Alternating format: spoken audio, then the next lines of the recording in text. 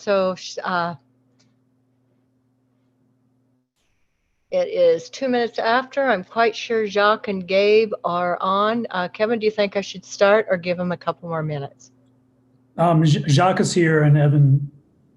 I see Evan. Where's Jacques? He's not on my. Oh, I see him now. He's right below you on my screen. Okay, it's right below on my. It's right below Les on mine. So it is Tuesday, April 13th, 2021. The time is 1:03 p.m. I am opening this meeting for workshop for the Grand County Commission. Commissioners that are present are Evan Clapper, Sarah Stock, Jacques Hadler, Kevin Walker, Mary McGann. Staff are Mallory Nassau, Chris Baird, Christina Sloan, County Attorney, and Quinn Hall. We will begin. I will turn the workshop over in a moment to Christina. And I would like to say that this is a meeting of the commissioners and other people who are on the meeting. When we have questions and such, we oftentimes will be referring to you. So thank you for your participation. Christina? Okay, let's see. Yes, we have Les.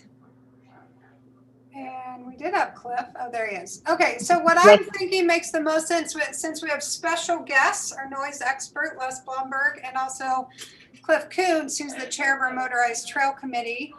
My recommendation is we start with Title 11, the noise ordinance, and focus on those aspects that the Motorized Trail Committee does not agree with, and move from there into the ATV biz regs. How do you guys feel about that? I think that's a good way to move forward. Okay. Les has some general information. Does it make sense for you to present those noise graphs, Les, to sort of set the scene, or should I dig in and when I get to the tables, talk through that? What do you think?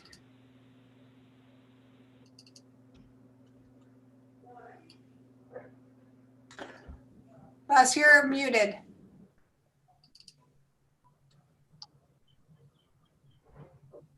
Well, while Les is unmuting, maybe you should just give an overview first, and then when we get to the tables, talk about it. So.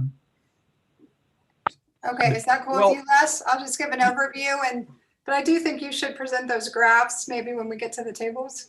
Yeah, and I think the earlier the better, in the sense that I think it provides a good framework to answer all the questions that you guys have about how you're going to test, what methods are you going to use and what levels you're going to set. Those are the two hardest questions to figure out. And I think that graph that I sent today goes a long way to, it's pretty complex, but it still goes a long way to explaining that.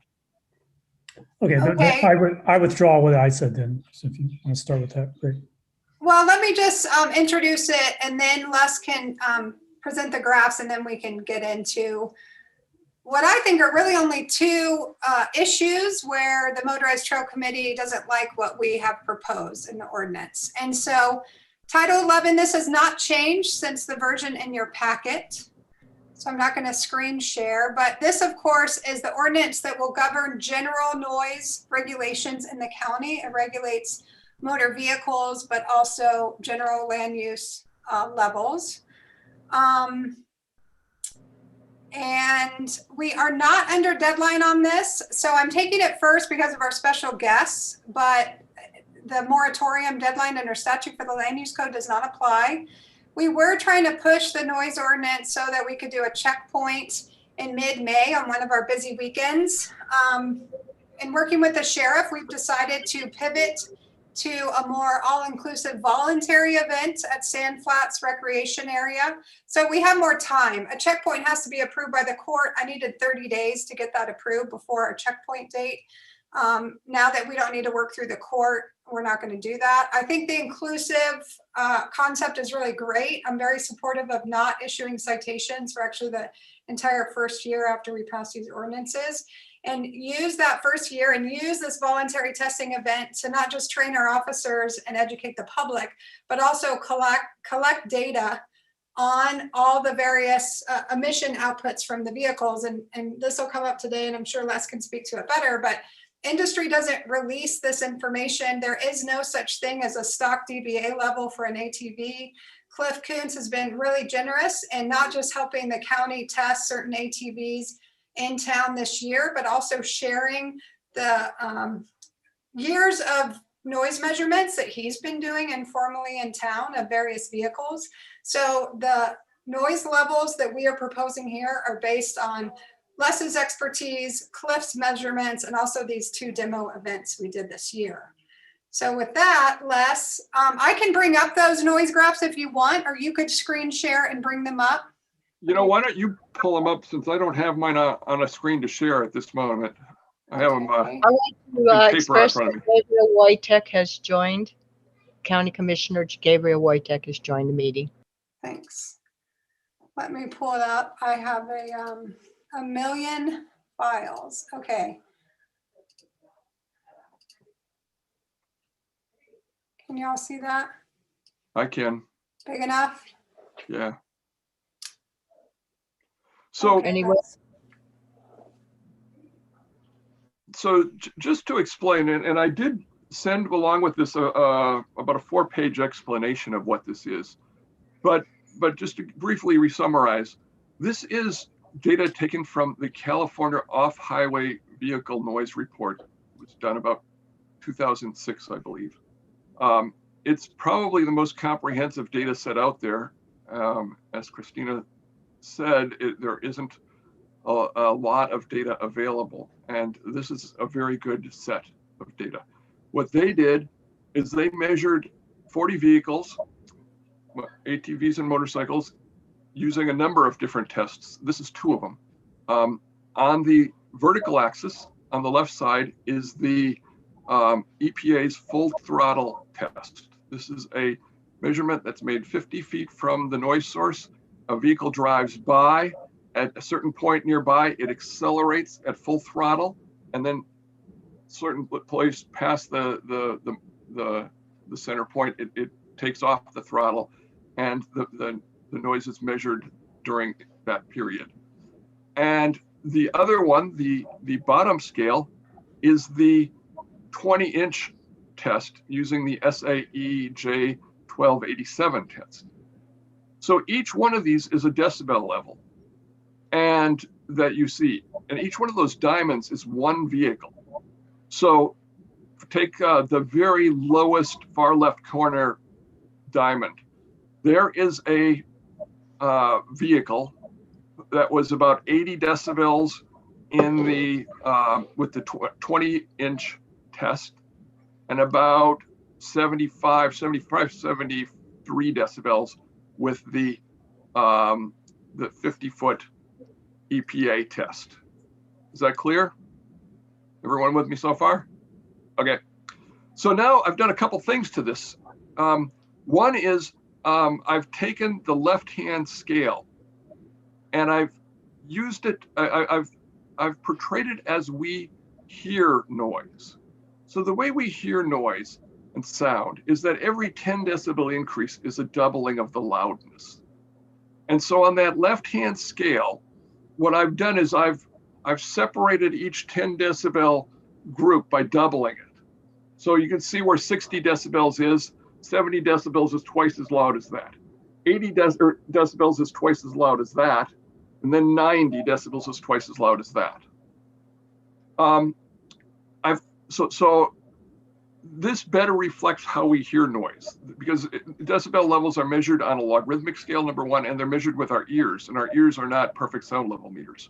They're a biological organ and system. And so this better allows you to understand how loud you would experience these vehicles.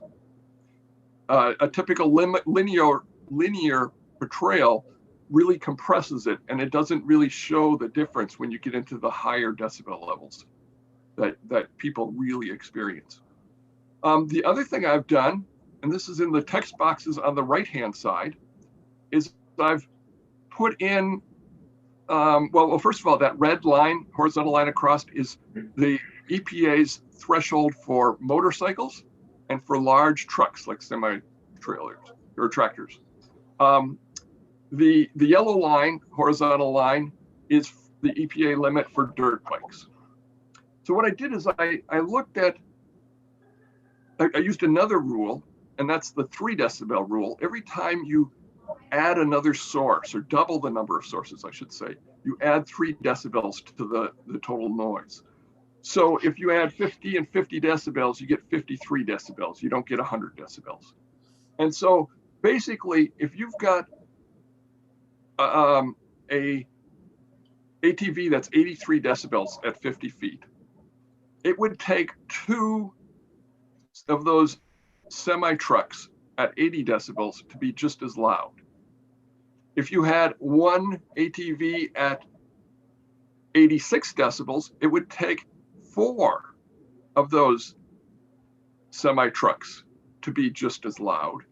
And if you had one at 89 decibels, it would take 8 semi-trucks to be just as loud. And so what the 3 decibel rule is kind of on the right-hand side of your screen. The 10 decibel rule is on the left. They're different. 10 decibel has to do with loudness. The right-hand side has to do with the number of vehicles to be equal to it. The other thing I put in there is your background levels. That's the green. I've just estimated that because I have not been there to measure them. I put them in between 40 and 50. I did see Cliff had sent a note around saying his background level at one measurement he made was in the 40s.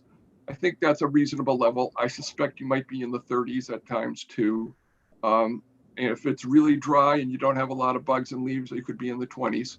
That's an empirical question that I haven't examined, but I give you roughly where that background level is, and the 60 decibel range there, that's the range we really live in.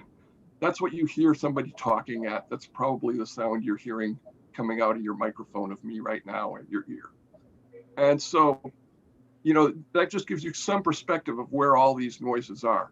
So if we look at this, there's a couple interesting boxes. The one box is the box from the red line down. Those are all the vehicles that meet the EPA standard. Yeah, there you go. Those are all the vehicles that meet the EPA standard. And what you can see is that the average SAE J1287 value for them is about 86 decibels. Right there. Yep. Excellent. You got this. So that's your starting point. Those are the ones that meet the federal law. The rest of them, with the possible exception of those 3 between the red and the yellow box, because if those were dirt bikes, they would also be in compliance. And when you average those in, they still equal 86 as an average also, by the way.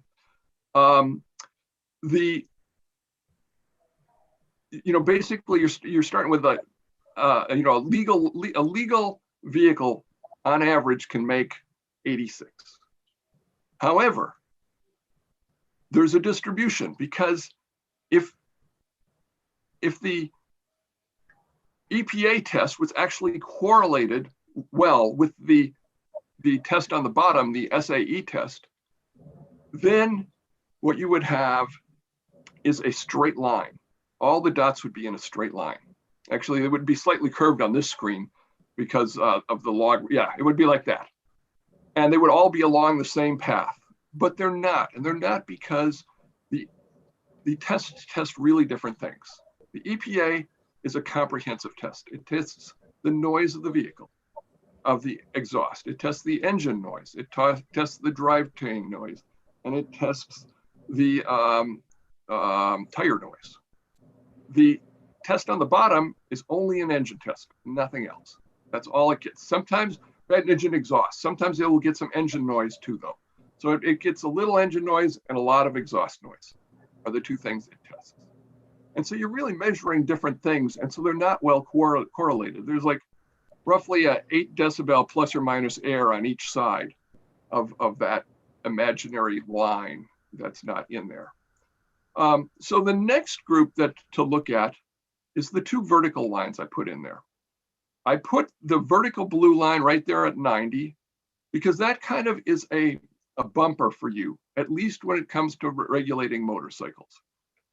That's a level below which you will not be able to regulate motorcycles because federal law preempts you from doing so because of that, the EPA test.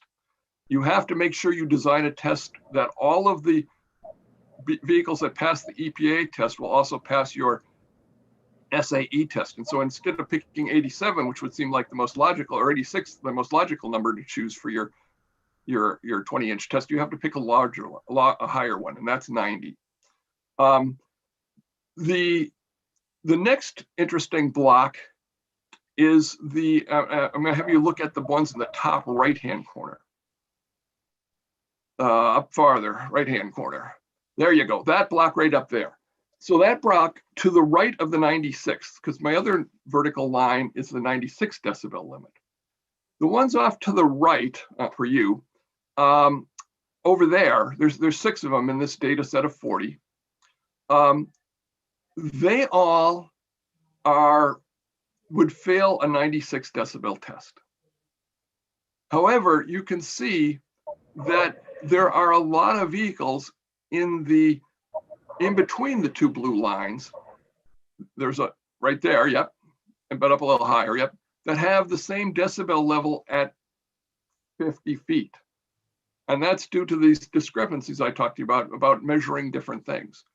And so what I see when I look at this is that a 96 decibel limit really doesn't do anything because you will still have those noisy vehicles. Moreover, any vehicle at 90, exceeding 96 has been modified. Any vehicle exceeding 90 has been modified probably, or poorly maintained. And so if you do that, if you have a person who is chosen to modify their vehicle, I think it is very likely that if you imposed a 96 decibel test, they would just get a muffler that will drive them, well, I guess to your left, right? But still keep the decibel levels up because they've purposefully chosen to put on a muffler that is loud. And so I don't think 96 is strong enough to accomplish anything. The truth is 90 doesn't accomplish much either, in the sense that it still allows a whole slew of vehicles that come in right at around 89 decibels. And so if you've got a bunch of vehicles that are at 89 decibels, that's still equivalent of 8 trucks in one vehicle. And it's still about twice as loud, not quite, than the EPA limit for motorcycles. And so that's the reason why I really think you need 2 tests. I think you need to do both a drive-by test and a stationary test. The drive-by test is not the EPA test because you don't want to ask anybody to do a full throttle acceleration. And so the drive-by test is just merely you drive by at 50 feet or you drive by at 25 feet, and you measure the manner in which the operator is using that vehicle. So however they are using it, if they're driving gently, you will measure a low number. If they are in an unmuffled exhaust and flooring it, you will get a very high number. And so it's yet another way, and probably the best way, to catch the real sound, because the left-hand column really is what the community hears. It's the noise at a distance. The horizontal axis is a poor approximation of that, because it doesn't include those other sources that the EPA test does. So that is a quick summary of that graph. Okay. What I'm thinking is I'm going to leave this up for now and talk through these dBA levels and give Cliff a chance to weigh in as well. And in our table 1, which is the stationary test, which is that same SAE J1287 you see on the bottom, the proposed level for ATVs currently is 92 dBA. The Motorized Trail Committee does support that dBA limit. That is based on measurements of what the various current models emit unmodified, but also the capacity to modify and get to 92. And so that's a level that ATVs can meet currently. One thing we haven't heard from the Motorized Trail Committee, and I am hoping Cliff will weigh in now, and I want to stay just at ATVs currently, is that we are proposing, and Les likes this, to amortize that dBA level down over time as an incentive to industry to make ATVs quieter. We do not know what the capacity is for industry. And when I say industry, I don't mean necessarily muffler companies, although they're certainly part of the pie, but I mean Polaris and Can-Am and Honda and Kawasaki. Can they make these machines quieter in the next 4 years? And I encourage the commission to work with industry to do that. So far, we haven't had that time. And I want to reemphasize that we can change the noise ordinance. So we've proposed lower limits into the future to incentivize industry, but we can change that. If in a year or two, after we've gotten a lot more data, after we've had time to work with the industry, if it looks like that is not realistic, we could change those numbers. So Cliff, I'm hoping you can weigh in on just that part, the 92 dBA and the future lowering of the dBA. Also want to make the point, and correct me if I'm wrong, Les, but there is no EPA regulation for ATVs. So when you were talking about the 80 dBA and the 82 dBA, that is for street motorcycles and dirt motorcycles only. Yes. Correct? Yes, you have no federal preemption in choosing a limit for ATV vehicles, except for 3-wheeled ATVs. You're limited to the dirt bike level of 82 decibels and probably 90 decibels for 3-wheeled And our statute ATVs. does specify street legal ATVs is what we're regulating. While we're on the topic, why has the federal government not created a level for ATVs or UTVs? They just haven't gotten around to it, or the ATV lobby is so strong that it hasn't happened? Right. Well, a couple things happened. First of all, they had created this for ATVs, but when they created this, ATVs were 3-wheeled. And they defined them with the number of wheels. And so they fall through the cracks. So it just hasn't been taken up since then, because that was probably 20 years ago. Okay. Yeah. And Les it might be worth it to talk through the history of the EPA noise office. It is closed. It is not, there's been no EPA noise enforcement period. And that's part of the legal framework we're working within. Right. So these regulations, the 80 and the 82 are found in 40 CFR 205. That is a code of federal regulations. And the law that enables that is the Noise Control Act from 1972. The Noise Control Act from 1972 has never been rescinded. It's still on the books. The federal regulations have never been rescinded. They're still on the books. But no one has done an enforcement action on this in the past 30 years that I know of from the EPA. And that office is closed. It was closed in 1981. Although they still, to say it was closed isn't entirely true, because the EPA still does work in noise, still promulgates rules, still has things in that field, but a office dedicated just to noise does not exist in the EPA right now. Okay, Cliff, if you could, we're going to get to the passenger cars and 4x4s and the motorcycle dBA proposals in a bit, but just as to the 92 dBA for ATVs and the future lowering of that dBA, can you just summarize Motorized Trail Committee opinion and any other feedback you want to give us? Sure. Thanks for inviting me. And the MTC does support the 92 decibel by J1287 standard for the Type 2 ATVs, not to be confused with the Type 3, which are rock crawlers essentially, or highly modified Jeeps. We feel that those should use the other test method, 1492. But I haven't asked the MTC to weigh in on, changing that over time. I could do so, and I certainly don't speak for industry, but my sense is that, 4 years is a minimum time for them to make a modest change, and a modest change would be for those couple of loudest models to come down to 92. If you were to ask them to come down to 88 for those few models, you're talking about a lot more complicated of a muffler and maybe even some other things, enclosing part of the motor or fans and other sources of sound. And so, even though I do suspect they could bring it down to 92 within 4 years, that doesn't mean they can bring it down to 88. Okay.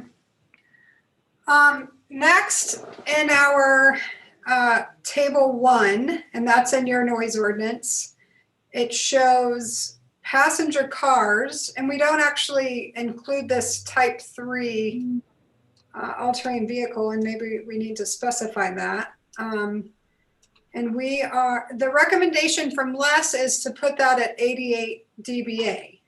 The Motorized Trail Committee has recommended putting that at 95. So that's pretty far away. And that is because, as I understand, and Cliff will have a chance to weigh in, but the Motorized Trail Committee's recommendation is based on the appropriate dBA, in their opinion, for these Type 3 machines, the rock crawlers.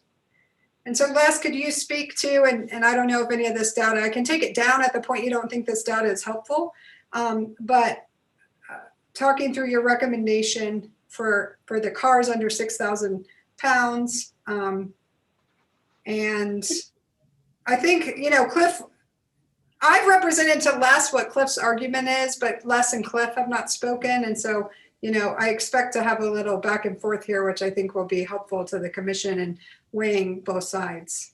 So before you do that, I have a question for either you or Cliff, perhaps. So are these street legal rock crawlers, or these are rock crawlers that are so modified that they would only be operating on backcountry roads? They can be street legal. Okay, thanks. Mm-hmm. I guess I would start by saying that, a 90, vehicles under 6,000 pounds, mostly cars, pickups, are nowhere near. They're usually about 10 decibels quieter than trucks.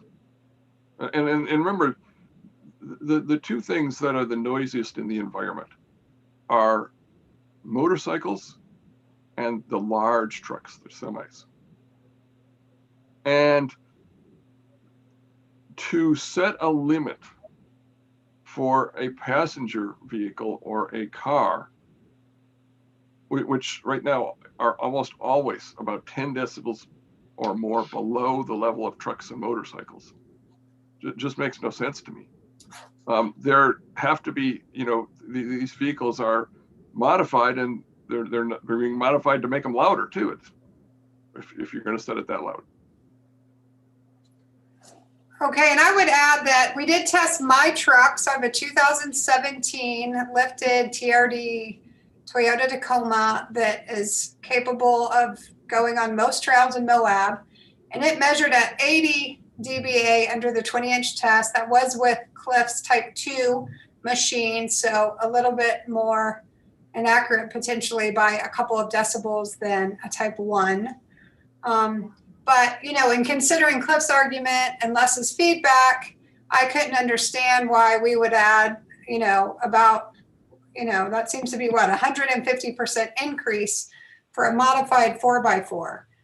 So Cliff, why don't you make your argument about why that's necessary? So the 95 decibel standard by J1492, which is essentially the law, although they sometimes use J12 or J1169. But anyway, there's 5 states that do 95 decibels by 20 inches for cars: California, Maine, Michigan, Montana, and Washington. And it's based on more measurements than just one vehicle, obviously. It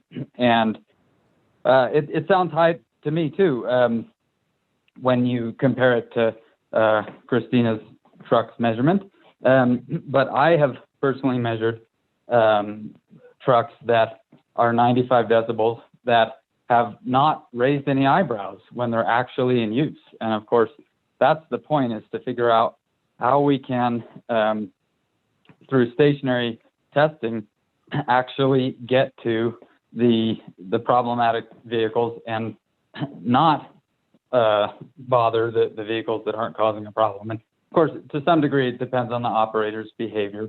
But I think one of the reasons why this 95 decibel rock crawler that I measured isn't causing problems is because the test method J1492 is assuming that you're operating at, we'll just call it half throttle. It's more complicated than that. But with a lot of these rock crawlers, they're so torquey that you can operate, and people do operate around town and even on the trails at a much lower RPM. And so that's the main reason, is that there's a bunch of vehicles out there that are 95 decibels that aren't causing a problem. But another reason would be, when you're dealing with industry, you can point to the fact that SEMA, Specialty Equipment Manufacturers Association, I think is what it stands for. And it's essentially a lot of the aftermarket and the car enthusiasts, and they support 95 by J1492. And when people from these 5 other states are coming to town, they can find out before they even get here if they meet that standard. Cliff, can these 4x4s modify? That was an essential component of us picking or recommending a dBA level for ATVs. So, why does it need to be 95 dBA? So some of these vehicles are so far from stock in order to do the trails that it's not simply a matter of keeping it stock. And so please realize that and there's plenty of Jeeps out there, and I've tested some of them that are over 95. I measured one that's 97. That maybe it's because the driver is responsible, but I've never noticed them bothering anybody either. And so it's considering a lot more of the vehicle types than just the stock Tacoma. No prejudice to stock Tacoma owners. I'm one of them. So I just wanted to interject a question for Cliff and/or Les. So if I'm understanding Cliff correctly, he's saying that, Les pointed out on this graph that we have on our screen right now that the correlation between a tailpipe test and a noise at a distance test is not so good. And we should remember that the noise at the distance is the noise that we care about. And I'm understanding Cliff to say that for these other vehicle types it's even worse. That you can get things that are really loud in one of these half throttle tailpipe tests, but when they're actually driving around our streets, they're not that loud because they're not flooring it. Well, is that roughly correct? I would describe it as a pretty strong relationship, actually. No, it's not a perfect line, but you can definitely see the Milky Way going from the lower left to the upper right of that screen. And of course, that was for motorcycles and ATVs, as you said, But I Commissioner did hear you Walker. say that but I the think it reason you applies- did not like, going much below 95 is that there are vehicles that, can hit 95 in a tailpipe test, but in reality, on drive-by tests, they're not that loud. Yeah. Okay. And I think Les, I'd like you to speak to that, but and Les and I talking about it before, he made the point that, a 4x4 on the road is going to go a lot faster than an ATV and therefore create noise. And so trying to correlate like an ATV DBA and a 4x4 vehicle DBA is difficult because they're operated so differently. Okay. So maybe a question for Chris. I'm sorry, go ahead, Sarah. Oh, I was just wondering if this is actually a problem, because with enforcement, if a vehicle would maybe fail the 20-inch tailpipe, but they drive responsibly, are they ever going to be pulled over and cited? It's not it shouldn't be a problem, because the way your ordinance is written is you have several different provisions. One provision is that you have to have equipment on it, and that equipment has to meet the 20-inch test. The other test is that you have to operate it in a way that is not going to disturb other people, and that is the drive-by test. So they're not in conflict. One is not a defense of the other. They're just different requirements. And well, but however, somebody could be issued a citation for failing the stationary test, and they couldn't use the fact that they were driving responsibly as a sufficient defense. Right. They would still have to pay the ticket. Yeah, I mean, we have that on all of our vehicles right now. All of your cars are required to have a muffler. And it's part of state law. Just because you don't have a muffler and you drive with a feather foot doesn't mean that you still don't have a muffler on your car. It's just the the way we work laws. The 20-inch test is going to definitely catch people without mufflers. The 20-inch test will catch many people without mufflers, but it really depends on what level you set the limit at. So I have a question for Christina. So in looking at various local noise ordinances around the country, most of the ones I've come across, probably not all, but many of them just have the drive-by standard and don't have the tailpipe test. And I'm beginning to wonder if, this sort of the points that Cliff's raising and the points illustrated by this graph are a reason to maybe we just want a tailpipe test for smaller vehicles like ATVs and motorcycles, and for larger vehicles, it doesn't make sense. I'm just. Well, so you do see drive-by measurement tests and other ordinances, but what you don't see is enforcement. And it's really difficult to enforce on a drive-by test because one, you have to isolate the vehicle. And two, there are not standardized measurements, a standardized measurement procedure. It has been developed in communities across the country over time, and that's something that Les can help us do, is develop the standards for the drive-by test that we then upload to the website, and our law enforcement would be trained to use. But we will need a noise expert in every single case. It's just not reasonable to prosecute on it. And so the way, in working with law enforcement, and I agree, the way that it makes sense is to use the plainly audible or the drive-by test to pull over folks, probable cause, to get the worst offenders, and then you use the stationary test to issue a citation. You can also issue warnings, and quite frankly, I think that will be, an emphasis with our law enforcement is to issue warnings. And you can issue warnings on the plainly audible and the drive-by measurement tests very efficiently. But to cite, my instruction to law enforcement is you're going to cite on the stationary test. Can I just say something? So given our limited time, how much more do we want to spend on the details of the tailpipe test before we move on? It's up to the commission. I do have one other question for Cliff. You mentioned some rock crawlers that measure 95 that you don't think are offensive, but I mean, how many rock crawlers are measuring 95 versus 88 or 90 or any other level? How many of these have you measured? I don't have enough data to say, but I can say that 95 is by no means an outlier. It's somewhere in the bell curve. And Christina, I appreciate that you're looking at the 25-foot or 50-foot pass-by measurement for screening only, because it is unreliable. I wish it were reliable because it factors in the behavior of the driver, but it's simply not, and therefore I would greatly prefer to see it presented as screening only, and as a great basis, among others, to force a stop and take a measurement stationary. But the citation should only be based upon the stationary measurement, because that's the only one that's reliable. Even if you have a vehicle driving by at 25 feet and the wind hasn't changed, the lawnmowers haven't changed, the other traffic hasn't changed, everything else is the same, you still are liable to get different results every time.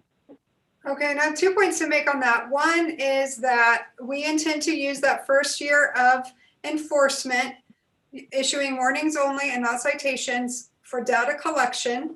And that's one thing I'd like the commission to do, is to appropriate some funds to hire less, to help law enforcement, both MCPD and the sheriff's office, really hone in how they're going to collect and organize this data so that we can use it throughout the year. And we certainly can use it a year from now to reassess our ordinance, and the efficiency of it, and also the practicality of it, with Les's help, in a year from now. So keeping in mind that, in my opinion, this is baby step number one in a grand noise experiment, and we need to set a DBA level that we are comfortable with. And I appreciate Cliff's input. I also think we need to heavily rely on our noise expert to do that, and then we reassess. And then two, in terms of, we don't need to write in that the drive-by is for screening only. That happens all the time, and prosecution policy is set by policy between your prosecutor and law enforcement.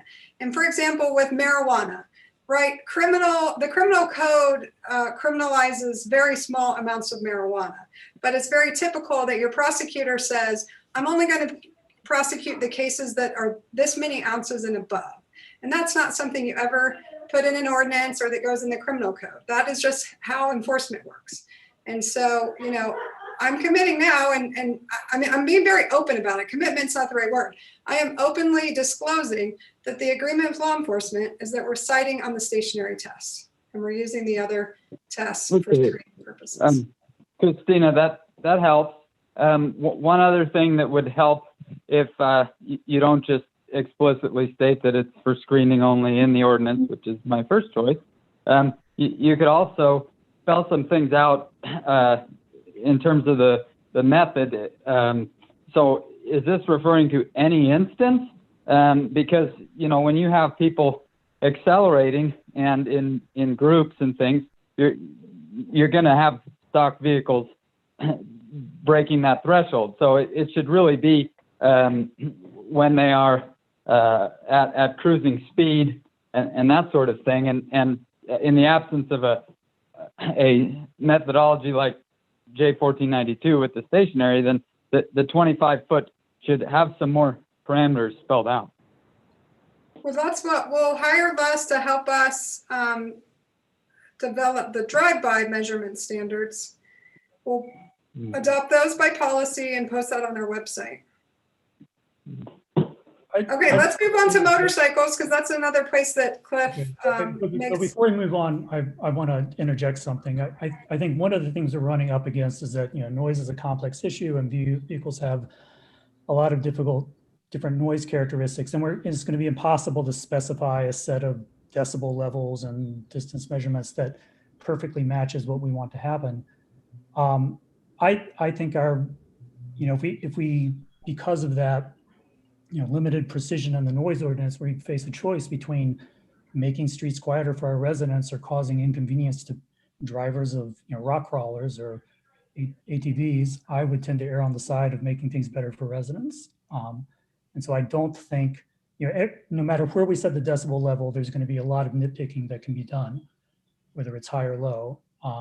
So the fact that it's going to produce some unintended consequences, that by itself to me doesn't mean we shouldn't set it there. I think we have to look on balance at all the effects of a given level. So like this conversation has been focusing quite a bit on inconveniencing people who drive certain types of vehicles. But that's, I think, just a very... Okay, hold on, Cliff. Les has been trying to talk for a while. So Les, why don't you weigh in on that? Well, I did want to just give some perspective to the discussion. And that is every vehicle that is not in that bottom left corner box, less than 90 for the SAE J1287 and less than 80 for the full throttle acceleration, is a vehicle that's noisier than a truck, than like the biggest trucks we make. And so you are, well, I'm talking about everything that's not in the bottom left-hand corner.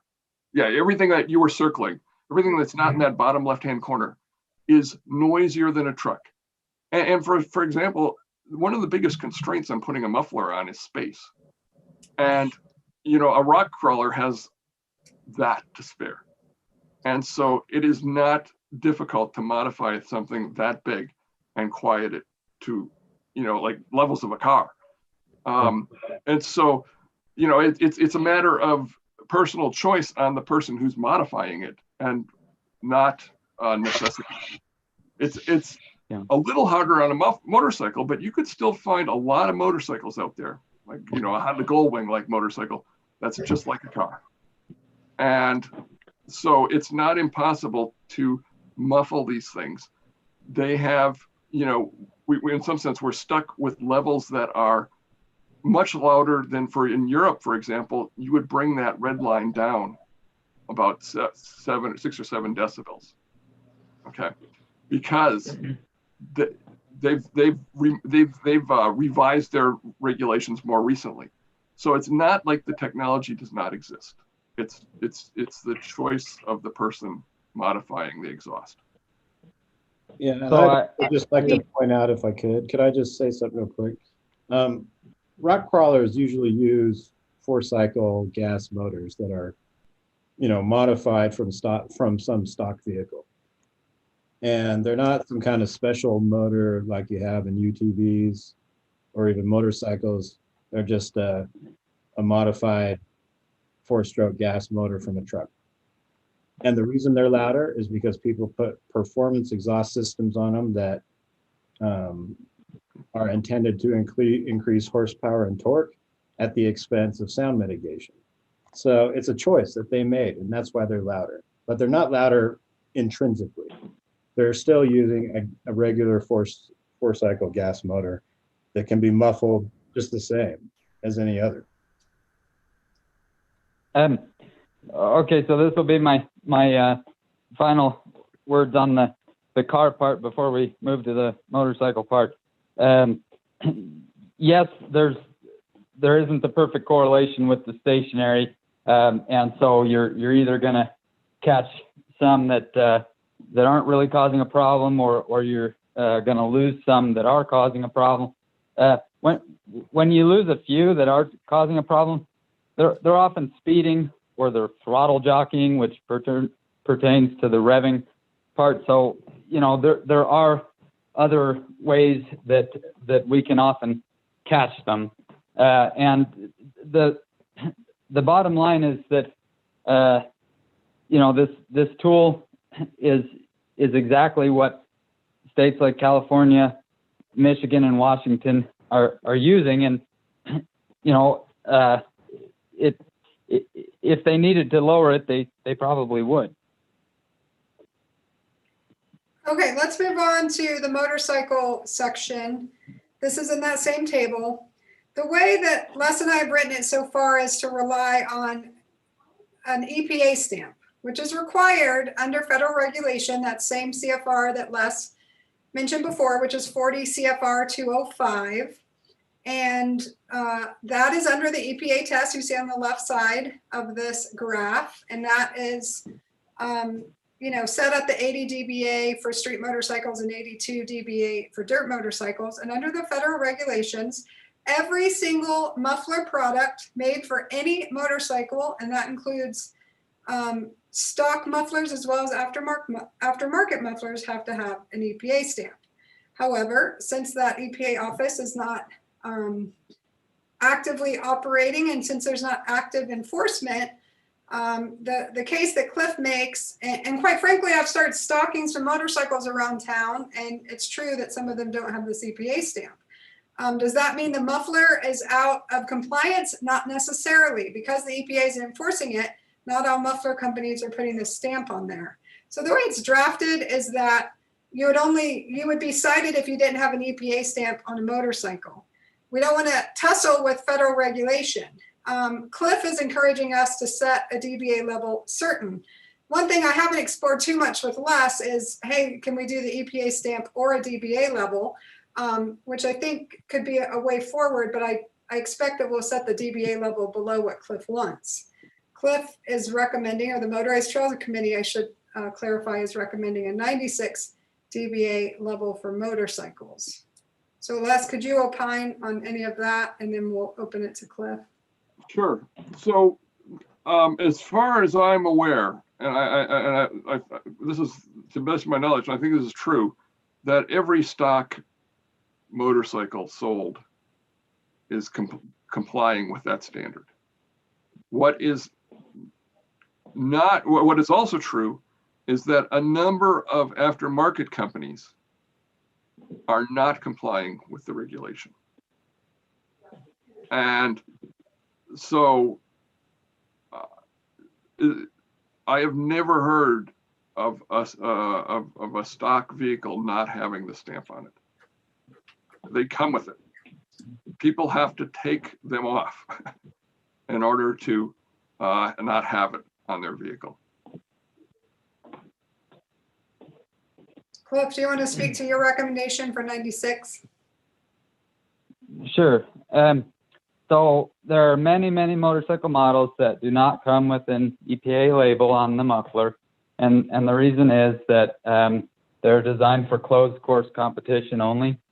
Now they're not being used for closed course competition only in some cases. And so when you go to Slick Rock Trail, for example, you will find that perhaps a minority, but if a minority, a very large minority of the bikes on Slick Rock Trail, the motorcycles, do not have the EPA label. And that's either because they're in stock trim, because they bought a motocross bike or an enduro race model, or they modified it. And Les is correct that the majority, though not all, aftermarket pipes lack an EPA label.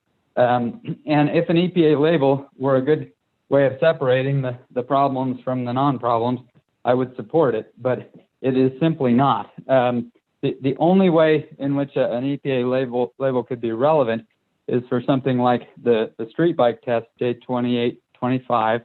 You know, when you set it at 96 decibels for the 1 and 2 cylinder engines, or 100 decibels for the 3 and 4 cylinder engines, there is a chance that you could be ticketing a stock bike. And so you could give a 2 decibel gimme to those bikes that have the SAE label. And such a thing could be applied to the off-highway motorcycle test as well, which would be by J1287. But other than the gimme, it's really not helpful. And you will find that although EPA label requirements are found throughout the country, they are not solving the problem anywhere across the country. And it's because there are many, many bikes, like I said in the other meeting, thousands each year through Moab, that have the EPA label that are too loud because of a great deal of neglect over the years and decades, or modification. In some cases, you bought a bike used, you didn't even know the person modified it that sold it to you, and it's not obvious at all. Even with a probe like for determining spark arrestor, you still don't know with that probe whether it's been modified. And then on the other end of the spectrum, just because it lacks an EPA label doesn't mean that it's not reasonably quiet.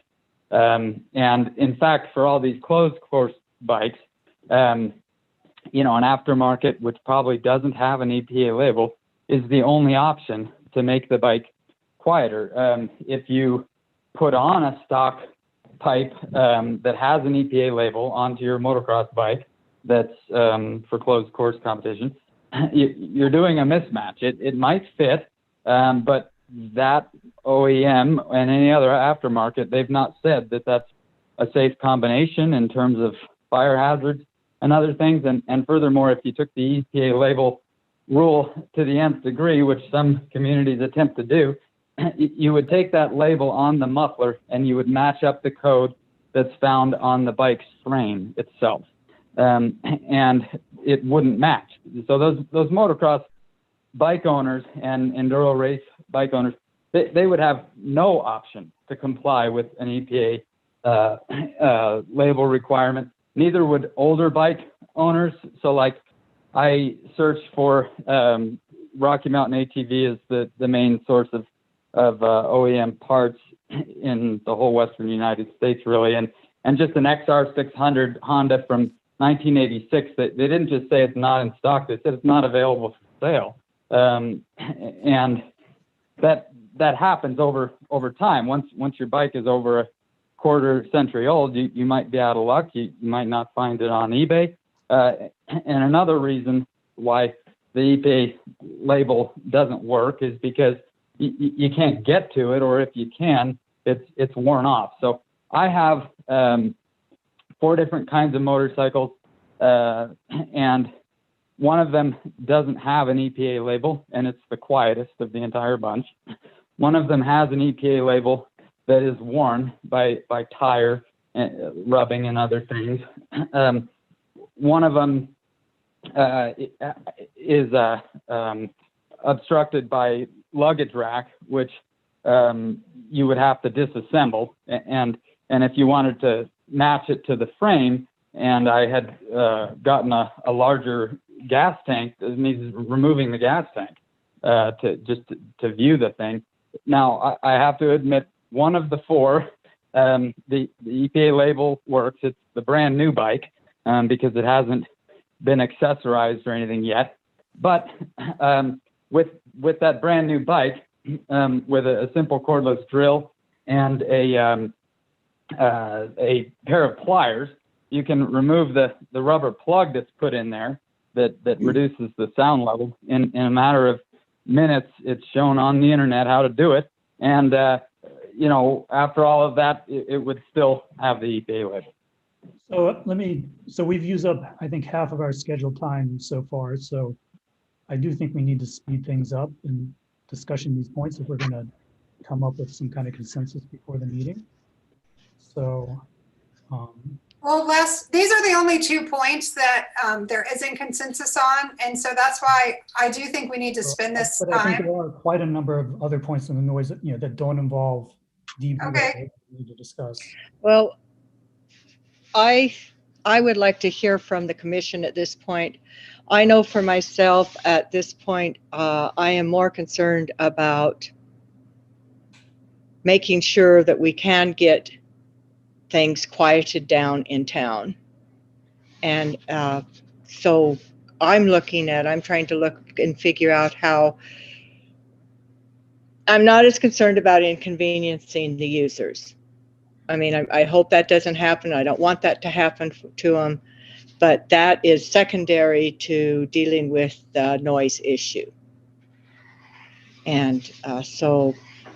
Before we hear from more commissioners, because Les has not had the opportunity to hear Cliff speak on this stuff, I do have one question for Les based on Cliff's comments, and then we can move on. With this data, Les, as I understand it, if we use the 82 dBA standard, then, it looks like all but one that comply with the EPA stamp requirement would comply with a 90 dBA limit for motorcycles. If we did an EPA stamp or a dBA certain, and 100% of them would, it looks like 91 or 92 dBA. So would you make a recommendation in that zone, or what are your thoughts in terms of the motorcycle level? Sure. so let me just clarify that one, very perceptive, by the way, that you noticed that there was one diamond right of the 90 decibel line, but below the 82. That is actually an ATV. And so it's not a motorcycle. It is not part of the data set, that because we're talking about motorcycles. Okay. But that's very perceptive.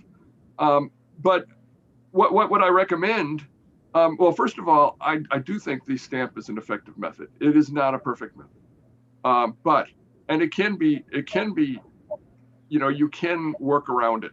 However, I did want to clarify one thing. There is a third stamp.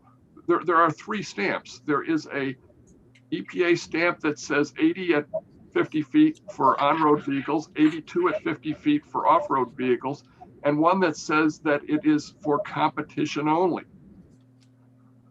And basically what Cliff is saying is that he wants to be allowed to ride the competition only bikes on your trails. And I think that's the decision you have to make is, do you guys want to allow the competition only bikes to ride on your roads and trails? Because they can be modified, but that is, you know, they do have a stamp and it says competition only on it. So, respond. I think, Cliff, the vibe I'm getting is the commission wants to move on. I think we're going to have to continue to work on that. So this isn't the end of this conversation on these levels, because that's the first I've heard about the comp stamp. So the which did you say, Christina? The which stamp? The competition only EPA stamp. And so that's something I'll work with Les and Cliff on and make a recommendation. So far, as written, our ordinance only references an EPA stamp requirement. So I'll make a recommendation by Thursday on, you know, maybe a EPA stamp or a DBA certain, and integrate this competition only issue. So I mean, I don't think there should be an or there. If it's really noisy, but it has an EPA stamp, I think they should still be subject to that. So I don't think putting or between those two requirements is a good idea. That was a simplification. We can't do anything contrary to federal law. So we're preempted for doing that. So if they have an EPA stamp, that's the end of the stop. If they don't have an EPA stamp, then they can prove that they're compliant with a DBA stationary test. Well, I think you could set a 20-inch test of 90 decibels or greater, because you wouldn't be failing any vehicles that have it. Now the stamp is put on at manufacturer, and you're adopting the law that says that it has to be there when you're using it in your community.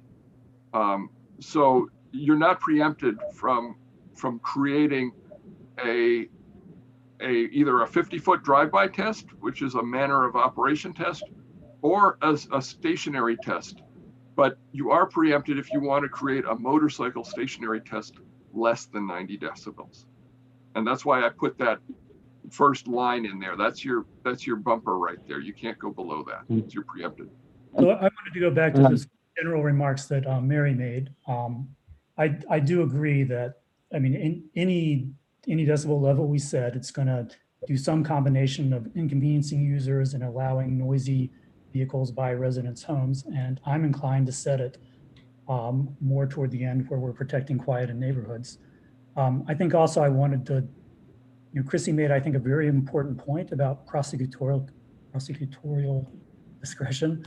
You know, she used the example with the marijuana where we can make small amounts illegal, but we can decide as prosecutors, you know, which cases we're going to prosecute, and that I think can make the law a lot more fine-grained and get closer to the results that we want. And I think similar things are true with the noise ordinance.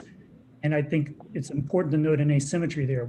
You know, with the marijuana, you can set a small amount, but only prosecute for large amounts, but you can't do the reverse. You can't set a large amount and then decide that sometimes you want to prosecute for small amounts. And then it's politically difficult to set it at a large amount for noise, and then later decide, well, that didn't work. Let's revise the noise ordinance yet again and make the levels lower. I'd rather start out with strict levels.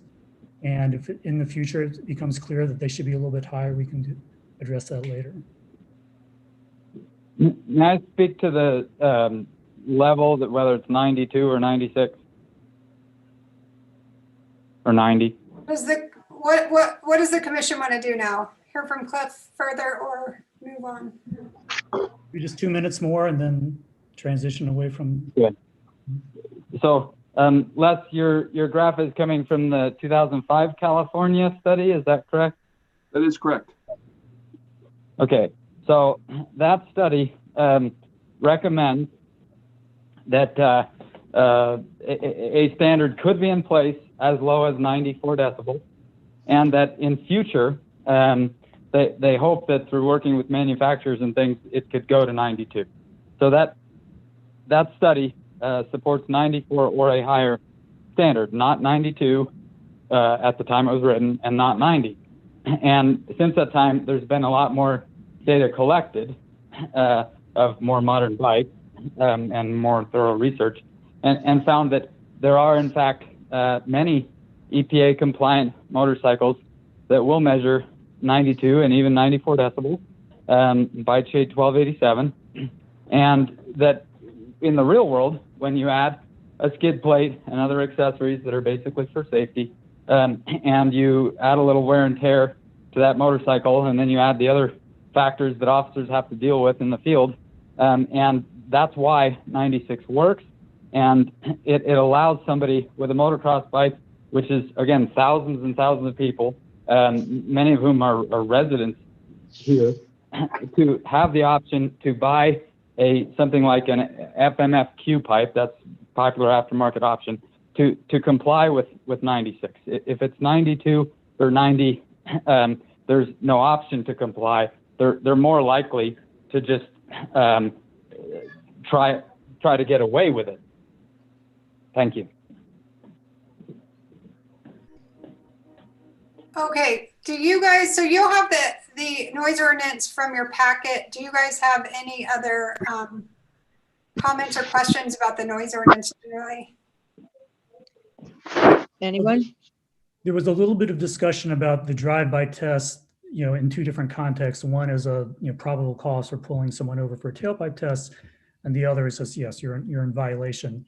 So my understanding of what you said, Chrissy, is that the way it's written, you could in theory be cited for violating a drive-by test, but the plans of prosecutors and law enforcement is to initially not use it that way, just to use it to pull people over. Am I understanding correctly? Correct. And just to reemphasize, because, the SAE standardized test creates a standardized test that the court can take judicial notice of it. It doesn't need a noise expert to say, here's what the test is and here's how it works. But the measurement standards are different. And even if we adopt measurement standards by policy and put them on our website, we're going to have a noise expert that can show the court in every single case. It's not just in the beginning to get the court used to it. Every single case will require an expert to show the court why what's the basis of the noise measurement standards, how they were developed, et cetera. So it's just not an efficient way to do things. There is one other thing that we've added into the noise ordinance upon Les's recommendation, and there's a new chapter 11.03 that prohibits noise disturbances in general. And then there's also a revised definition of plainly audible. And so in time, our officers are going to get trained to the ear to be able to identify what vehicle driving by is offensive and making too much noise. That's going to give them probable cause to pull them over, and then they'll apply the stationary test. And again, citations will be issued only on the stationary test. Okay, so some of the things I'd like to continue the discussion on over the next few weeks, because but it's important to me that we have the drive-by test in there and that we can continue to work toward making it a practical test for prosecution, even though I understand that's not going to happen right away. It's definitely in there. I think in the long run, it will not require an expert every time, because really the enforcement of the drive-by test is no different than the enforcement of the rest of your decibel-based ordinance. It's an officer going out, again, there is no standard for any decibel measurement in a community noise situation. I know this for a fact because I'm on the committee that's trying to write one, and we've been trying to write it for 25 years. And so there just isn't a standard for community noise ordinances. And but there is a procedure that's used in all the cities across the country that do use it. And so it can be developed, it can work. But Christina is right that you definitely want to develop it with somebody with expertise and probably go into your first case or two with an expert. But that's you know, you go to Salt Lake City where they've got a sound level meter and a guy there that does it for the city. You know, he's not measuring to a ANSI standard or an SAE standard when he does noise enforcement. So I know from experience that Les and Chrissy and I could talk for quite a long time on this issue, but my recommendation is that we put it aside for now. I think we all agree that the way the noise ordinance is written right now is fine, and there will be continuing discussions about these standards and things which don't have to be resolved today. Does that sound good? Sounds great. Anyone else have anything on the noise ordinance they want to discuss before we move to the land use update and ATV biz regs? I just want to say that I support the gradual decrease in decibel levels that's outlined. It seems reasonable to me, and I like the idea of incentivizing change in the industry. I do too. Could you point me to the section that had, I somehow missed that gradual decrease? What section? It's in table 1, which is section 11.05. And so you should have a table. Got it. You Okay. see that? Yeah, now I see it. Thanks. I guess I do want to, one other comment, which I think is important about comparing these tailpipe tests and the drive-by test. You know, based on we sampled with Cliff's help. Thank you, Cliff.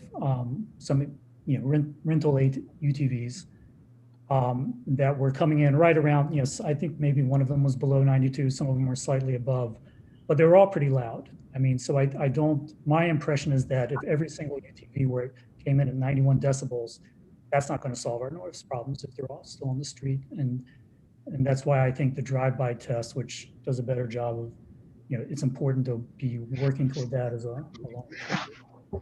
Well, and I think it's important to keep in mind that this noise ordinance, no matter what we put in it, isn't going to solve our noise problems. And it's got to be a whole effort that includes noise ordinances, includes enforcement of them, that includes better signage. I do encourage the commission to reach out to our road supervisor to encourage him to do a large scale analysis of where we need better signs about where motorized trails are, where ATV trailer parking should and should not be allowed, and protecting our residences that way. Education is another big component. The sustainable advertising is another big component. So we're putting a lot of emphasis on the noise ordinance, and it's absolutely an essential piece, but in my opinion, it's only one small piece of a bigger solution. So in the noise ordinance, there are also provisions about non-vehicular noise, like all the other noise types. And if I'm remembering correctly, there's even 2 alternative tables. I'm wondering is there a way to sort of postpone enacting that part? Because it's not urgent. We don't have a deadline for governing, yard tool noise or that kind of thing, just so that we would have longer to discuss it. Well, I don't expect that we're going to pass the noise ordinance on Thursday. I don't think we're ready and we don't have to. And so, we certainly have another meeting or 2 to work on this. Chris was going to work on a rewrite of table 3 and work on those dBA levels after measuring some noise. And I assume Chris has not had a chance to do that. But Chris, what do you think your timing looks like? Well, tell me your timing. I think it'd be pretty simple. I actually agree with Les. We should lower the levels that are in the table. I did do a little bit of walking around neighborhoods with a sound meter, and if nothing's going on, the background noise is kind of like between 40 and 45 dB, at least in the neighborhoods that I was walking around. And then if kids are playing or whatever, it gets into the kind of the mid 60s. And so I guess the thing is we're going to have to exempt, like yard maintenance, house maintenance, fabrication. But if we do that, my only caveat would be that we want to inject some kind of language that says that, something like unusually pervasive or persistent noise is prohibited. because we want, you know, if you exempted chainsaws, for instance, it's reasonable to expect that somebody might spend a couple weeks out of the year chopping up firewood. But if they're doing that every single day, it's not acceptable. And so, well, the ordinance has all that written in, Chris. So chapter 11.03 is that general noise prohibition, which I think you could use in that instance. And then chapter 11.07 is where we've exempted sort of the, you know, yard and home property maintenance and construction stuff. So when you get there, pay special attention to that. I mean, we can also, you know, our table 3 is Les's recommendations. I think it does. I think as written, if we adopt the alternative table 3, it's exactly what you said you want. yeah. So, well, I guess you tell me when you want it done, and I'll make sure it's done. So, by the not Thursday, but the next meeting. like Tuesday next. Or 20. Oh yeah, I think I could do it by then. So, I'll try and make sure that you have something in the packet. Great. Okay. So maybe the last thing I'll say about the noise ordinance, you said we could wait on it, but doesn't the land use code for ATV rentals refer to the noise ordinance? Am I remembering that correctly? Yeah. Are you talking about the moratorium thing? Well, not in the land use code, when we're defining what a quiet UTV is, I thought there was language in there that, you know, as specified and blah, blah, blah, and that citation was to our noise, or, you know, the levels that were in our noise ordinance.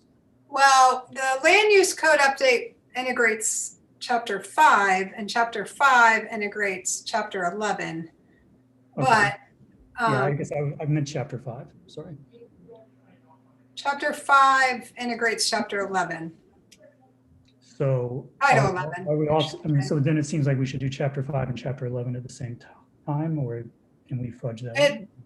There will be limitations in how we can enforce it until we adopt Title 11, but the land use code and Title 5 are the priorities by the deadline. Okay, thanks. Okay, are we ready for the land use code update? I do have a change from what is in the packet, so I'm going to share my screen. And this change is highlighted in yellow, and I haven't looked at the participants in a while, but I did see Reed Pendleton on earlier, and this change involves an issue he brought up, which is about hunting outfitters that can prove that they've used ATVs in their business, including a permitted hunting outfitting business that he has. So I've changed the K where it talks about general outfitters. It used to have some general information that says, hey, general outfitters can use ATVs in this way, but if they use ATVs in this way, they're an ATV business. So now it just says general outfitters are prohibited from using ATVs in their business, period. If you use an ATV in your business, even if it's a general outfitter, such as a hunting outfitter where you're using ATVs to access, wildlands in the mountains, then you would still be considered an ATV business.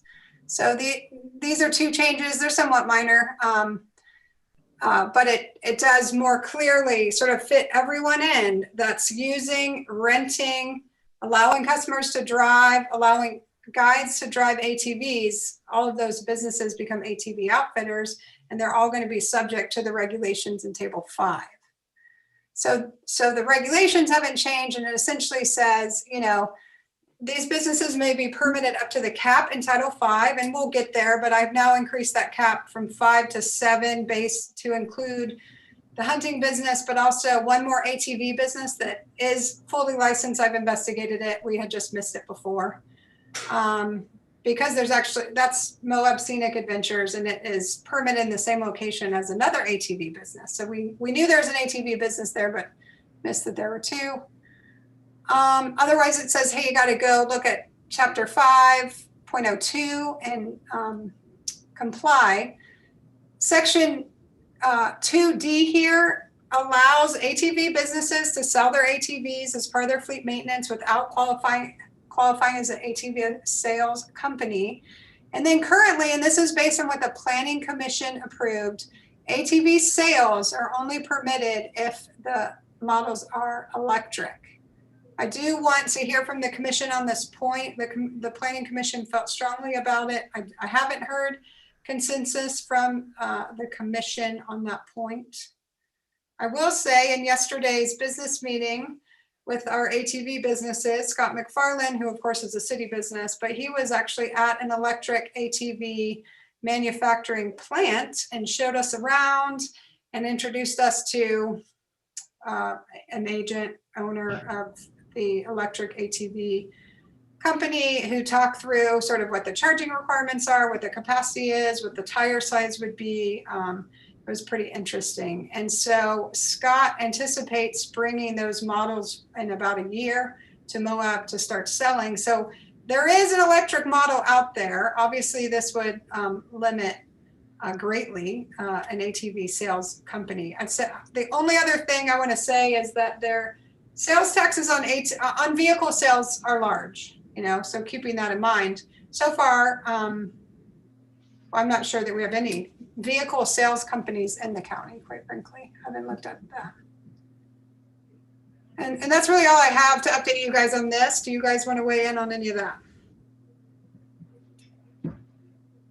On the, I think on the sales, I don't think the sales is a huge issue. Like you said, I don't think anyone's really selling new ATVs in town.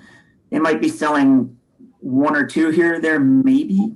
I think if somebody wants to buy a new ATV, they're going to buy it and bring it here. And like you said, the tax from a new ATV sale, I'd rather see it stay here than somebody buy an ATV in Junction and trailer it down here and use it. But again, I think the numbers are probably very small. I also do think incentivizing people to sell electric ATVs is a good thing. So those are a couple points I've thought about. Now, I want to go back to the taxes. I'm just a bit confused. I thought when you paid your taxes, you paid the taxes where you register your car or your vehicle. Well, we're talking about the sales tax. Well, that's a good point. But Chris, do you? Like when I've gotten some vehicles at the Toyota dealership in Grand Junction, and I paid the tax when I register my car. Isn't that right? You do pay the sales tax when you register, but I'd have to research whether or not that payment remits to the place where you bought it or the place where you live. I'm not sure. I know that you pay locally, but I don't know if it stays local if it was bought out of town. I have to research that. Cliff, I'd like to point out that when you buy it in Grand Junction, then you don't register it until you get back to Moab. But if you buy it in Price, for example, it's registered at the point of purchase. And so the taxes would go to Price instead of Grand. I might be willing to concede on this point if we I like the idea of incentivizing electric vehicle sales. I understand there's but I understand what y'all are saying about sales tax, and maybe we could say if a vehicle meets an 88 decibel standard, it may be sold in the county or something lower. Yeah, there are several options. We could do something like that. We could also state that it just complies with the noise ordinance. So there's a lot of ways to do it. Yeah, I guess my 2 cents worth. I think when I first saw that recommendation from the Planning Commission, I think it was the only part of the recommendation that seemed like a little bit like overreach to me. Because I think our problem is use of ATVs and maybe rental and whether you buy them here or not doesn't seem to directly affect us. But I do think encouraging quieter UTVs is useful.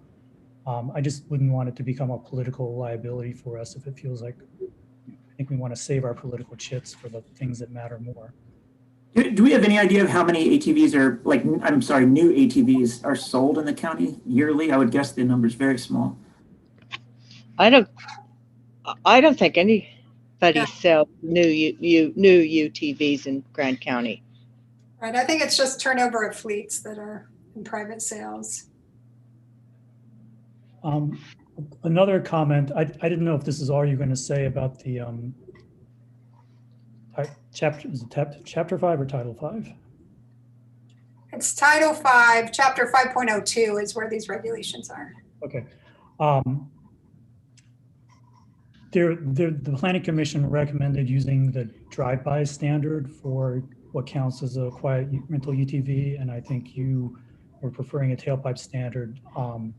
That I think a drive-by standard makes sense for a lot of the reasons we just discussed. I wanted to make sure we. Let's get to that when we get to Title 5. Oh, okay, sorry, I guess I got confused. I thought we were ready. I will say one more thing is that the definitions have not changed from the public hearing, and you did hear some concern that clustering development pattern were in here along with the overnight accommodations and short-term accommodations. We properly noticed all of that. I'd like to see these pass, so I'm going to push you guys to pass with these definitions in there. The reason is the clustering development pattern. This is a revised definition. It was already in there. This is exactly word for word what our code already says is allowed, and those, you know, the multi A through G or whatever those were in the PUD section. And so this, in my opinion, it's a minor but important change. Just integrate and clarify the language that's already in our code. And then the overnight accommodations and short-term accommodations are important because right now we only have a definition in section 6.15, and by its own definition, it applies only to issues that arise under section 6.15. So we need to clean that up ASAP. Kevin had expressed an interest in like, let's redo this later. We're in massive transition in the PZ department, and later might be 2 years from now. So I'd like it done now, but ultimately that's up to you guys. You know, on Thursday, I'm going to leave it in there. On Thursday, it certainly you could approve without those 3 definitions, but I hope you will approve it as I is. just got word from Scott McFarland that they expect to have those electric UTVs ready for sale in 6 months. Great. And then Reed did put in the chat that if he sells the electric ATVs, he'll basically get exclusivity on ATV sales in the county. That is true as to that one model, and I don't know what the reality is of any other electric ATV model being developed soon. So I did want to highlight his comment. I just wanted to clarify what I was suggesting about these definitions. It was mostly about the clustering development, which I support the change, you know, for the reasons Christina gives, but some people were complaining that, you know, burying it, you know, unintentionally burying it in this larger noise stuff wasn't good. And so I think if we just delayed for one meeting approving it, that would address those concerns. I would still be inclined to vote for it when it does come up. We have to draft a whole nother set of documents. I have too much work, and quite frankly, it's not any change. It's just clarifying what's already in our PUD, and we got 2 comments about it. So Okay. just to clarify that, so this is the definition in the land use code, and that language is already in the land use code.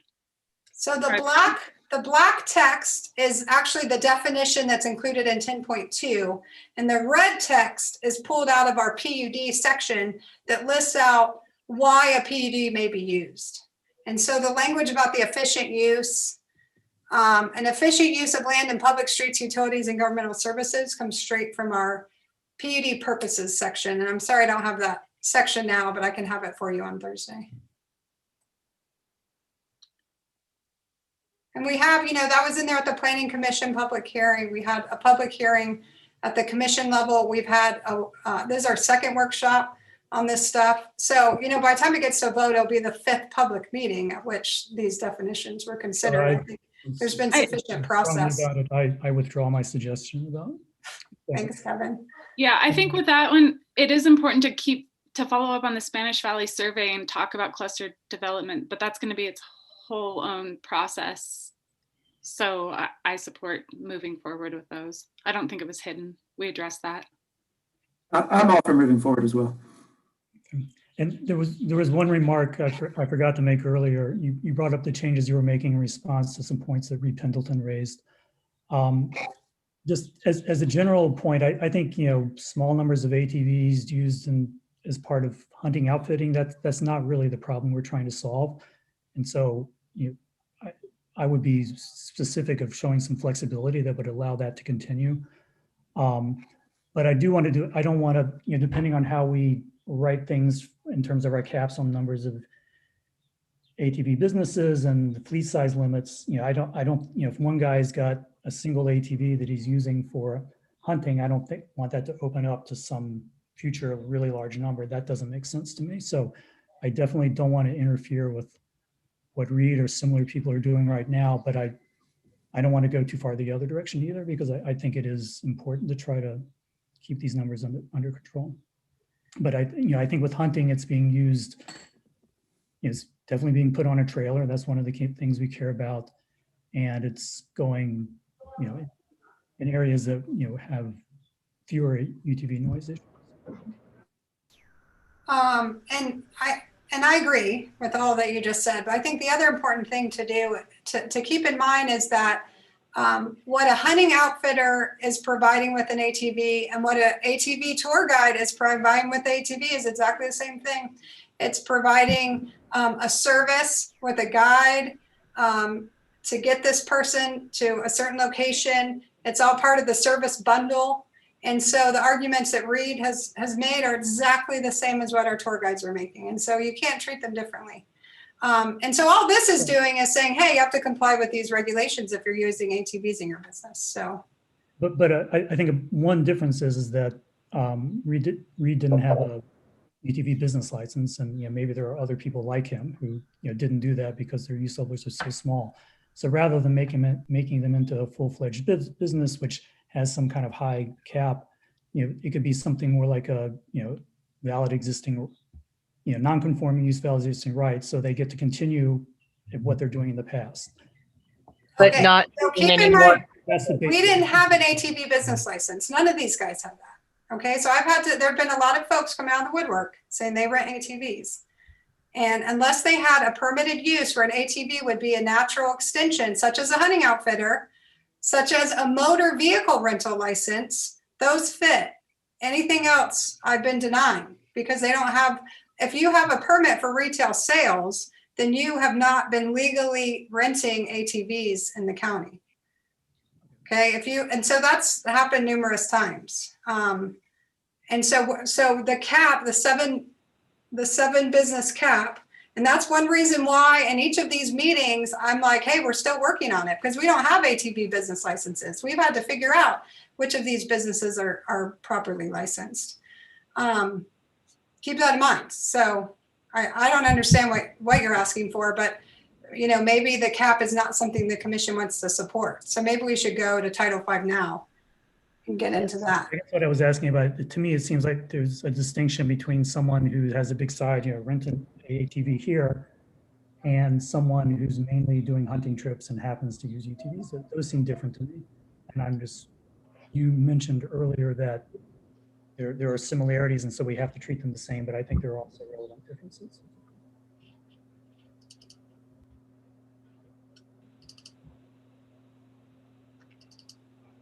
I did email you guys some changes to the Title V, so I'll go ahead and screen share again. Let me just make sure I have the right version up before I do that. Yes, I do.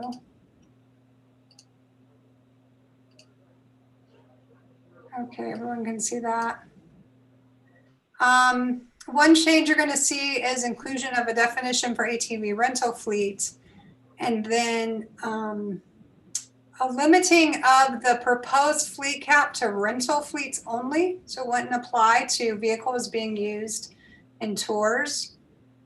By the way, the version we're looking at right now is redlined over the Planning Commission's recommendations. So you're not seeing all the red line that are changes over our current Title V, but you do have the Planning Commission red line that shows all that. So things that you haven't seen since our last meeting are 5.02 is completely new. This came out of the Planning Commission public hearing and also some conversations we've had, which is what are we trying to do here? And the consensus seemed to be, and the Planning Commission directed a purpose paragraph similar to this, is to say, hey, our primary purpose is to protect our residential areas, but our secondary purpose is to preserve our public lands and our world-class recreation economy for all users. And so this whole paragraph is new. The highlighted hunters is new because I added them in just now as one of our multi-users.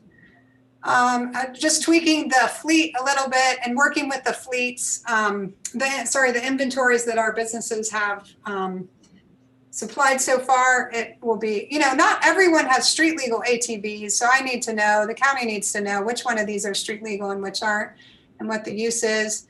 The proposal here now is, and this is coming out of Sarah's recommendation in the meeting yesterday with our business, is that the cap would apply to rental fleets. I've updated the number of business licenses to 7. And then this was a change that Reed recommended yesterday as well, which is on this notice that all overnight accommodation owners will be posting near ingress and egress, is to, hey, just, operate your ATVs in a respectful way, in a way that reduces noise in residential areas and on public lands, drive the speed limit, and limit your size to 6 ATVs. This would be for the public, right? So the caravan limit is not something we can enforce. We're asking people to do that. Those are the changes that I'm recommending over what the Planning Commission recommended. Oh, sorry, I missed one of the big ones that Kevin was talking about, which is here in 5.02.030, which is the noise level. What happened, the Planning Commission version did say 80 dBA at 25 feet. That is because I did an initial meeting with the Planning Commission that said, we want the level for our ATV businesses as low as possible. What is that? And I didn't know what that was, so I just threw that in. That was a placeholder, and I let everyone know in the Planning Commission that was a placeholder. And the Planning Commission reaffirmed their interest in the noise level being as low as it possibly could. And working with Les and Cliff and learning a lot more about mufflers and the products that are out there to reduce dBA levels in ATVs, I'm convinced that our ATV businesses can't go below 92 today and comply. And so if we want to move the level below the general noise ordinance level of 92, the commission needs to understand that all of these businesses will be required to trailer. So in light of that, I'm making a recommendation that, our the ATV fleets just have to meet the general noise ordinance, and that is under the stationary test. Part of that, again, is the stationary test is reliable. I feel like that puts them on the same footing. And quite frankly, it's a lot more efficient for our sheriff's office to test the stationary test than to go out on the road and test the drive-by. So that's part of it as well. I'd like to say a few things in favor of keeping that, I agree, just they should satisfy our noise ordinance, but our noise ordinance also has a drive-by test. And I think that's the one that we should use for rental UTVs. One, because that actually measures what we care about. Secondly, I think using the drive-by test in the field has a number of difficulties, like if there's background noise or if the vehicles are spaced too closely together. But if we're just doing it in a parking lot somewhere, and those problems go away. So it's actually, I think, very good practice to to learn more about it, gather data for a drive-by test and also do it. Also, I think whereas a 91 decibel tailpipe UTV is still unacceptably loud, I think an 80 dB at 25 feet UTV is probably not much louder than a lot of cars, and so I think that's actually a good level. Oh wait, Kevin, sorry, I forgot one of my main points. And that is that this section is about certifying the fleet meets a certain standard and then providing us with a certificate. And so the owner can go by and drive it perfectly and meet the drive-by test. And then he lets client A use it and it means nothing. So to me, the stationary test is a lot more reliable. No, I think we can just specify that they drive it at 15, whatever the speed limit is for ATVs, they drive it at that speed. It's not really intended to be an acceleration test. So I think if the owner is capable of driving it and making it quiet, that's fine. If it's going at a constant speed, that's what they're doing most of the time. But I just think there's a world of difference between how restrictive the drive-by test is and the tailpipe test is, and we should use the drive-by. I think the Planning Commission's intent was, one, to make it as strict as they could, and I think the 80 dB at 25 feet is stricter. And I think another thing I believe I heard at the meeting was they wanted them to be, if they're considered quiet and don't have to go on a trailer, they should be not much louder than a car. And the tailpipe test does not accomplish that. I think the drive-by test. What does the commission think about that? How do you feel about imposing stricter regulations on our local ATV businesses? And again, I mean, I think this is baby step one. So are we ready to do that? I would just say that I think that setting some lower standard that would ultimately require more trailering is asking for a whole lot of conflict with too much trailering, and ultimately it feels like an action that is basically it's a prohibition because it will be unworkable, and that's not something that I think is the right step at this moment. I think it will appear as punitive and it towards our businesses, and I think probably the most egregious offenders are not our businesses as much as it is the people who are coming into town. So I don't know how much it. I think we should keep it at the regular level. Long story short. I think you guys misunderstood me. I am proposing keeping at the regular level. So the rental UTVs have to satisfy the same drive-by noise standard that all vehicles have to just. Oh, but you're saying you want it to be a drive-by test as opposed to a stationary test? Is that what you're saying? Take the drive-by test from our ordinance that applies to all vehicles. If we don't do that, then we're knowingly allowing people to rent vehicles that violate our noise code. That just makes no sense to me. Les, could you weigh in on that?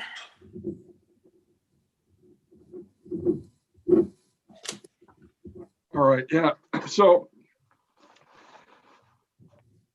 I think Kevin proposed a nice solution to the manner of operation, which is you could easily set up a path where they drove at the speed limit and you measured it at 50 feet and used that. They would probably not catch the worst offenders because at some point somebody's going to be revving it and revving the throttle and will be louder.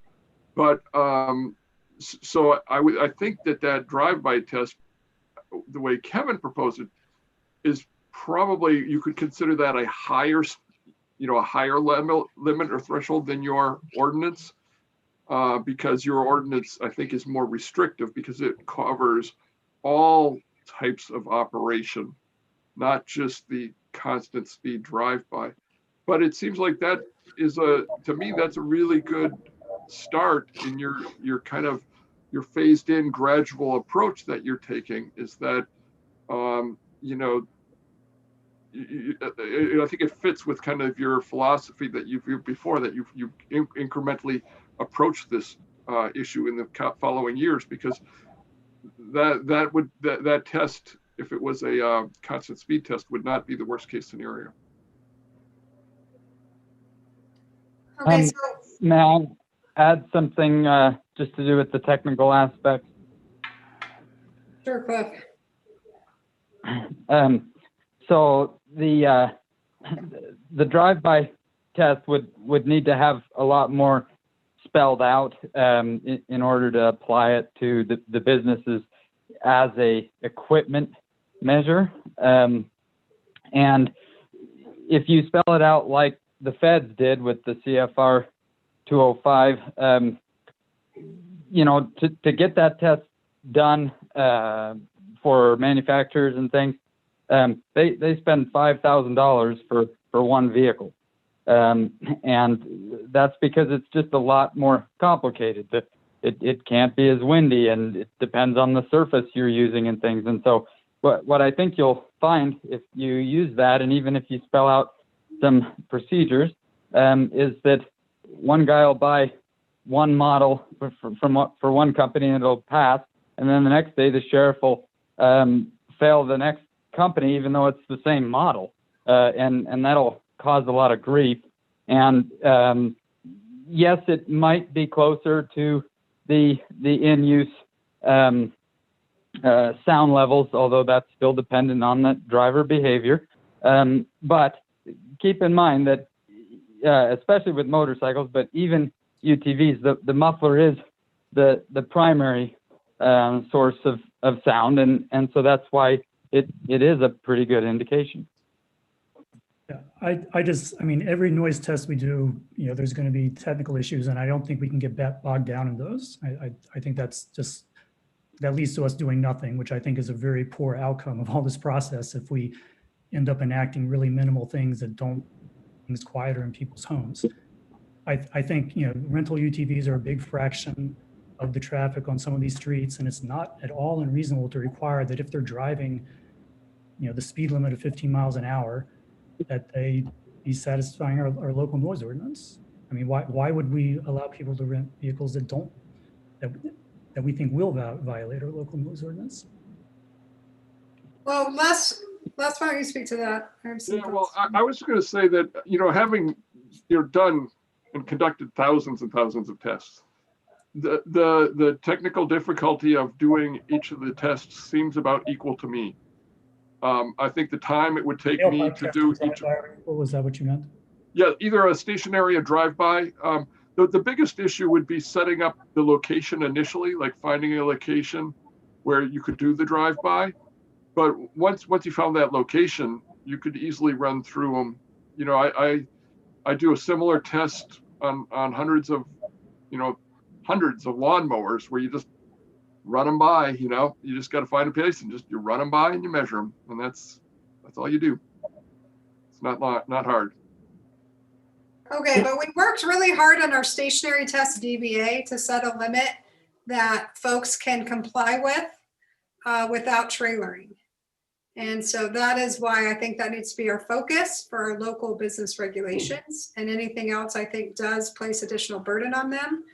And again, I think, this is step one. Let's see how this works. I mean, that's my opinion. I also don't know, what we've heard from these ATV businesses is that if you go out of town any distance, then trailering is required.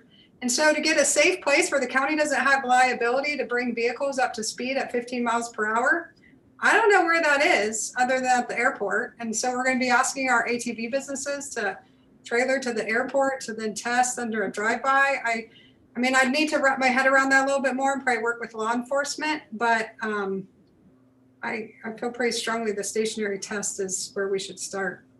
I mean, I feel very strongly the opposite way, and I think if we just do the stationary test, it's not going to help people in their homes. I mean, we've got a test which I think will be effective at reducing noise, and we've got a different test which will not be effective, and I think I know which one I prefer.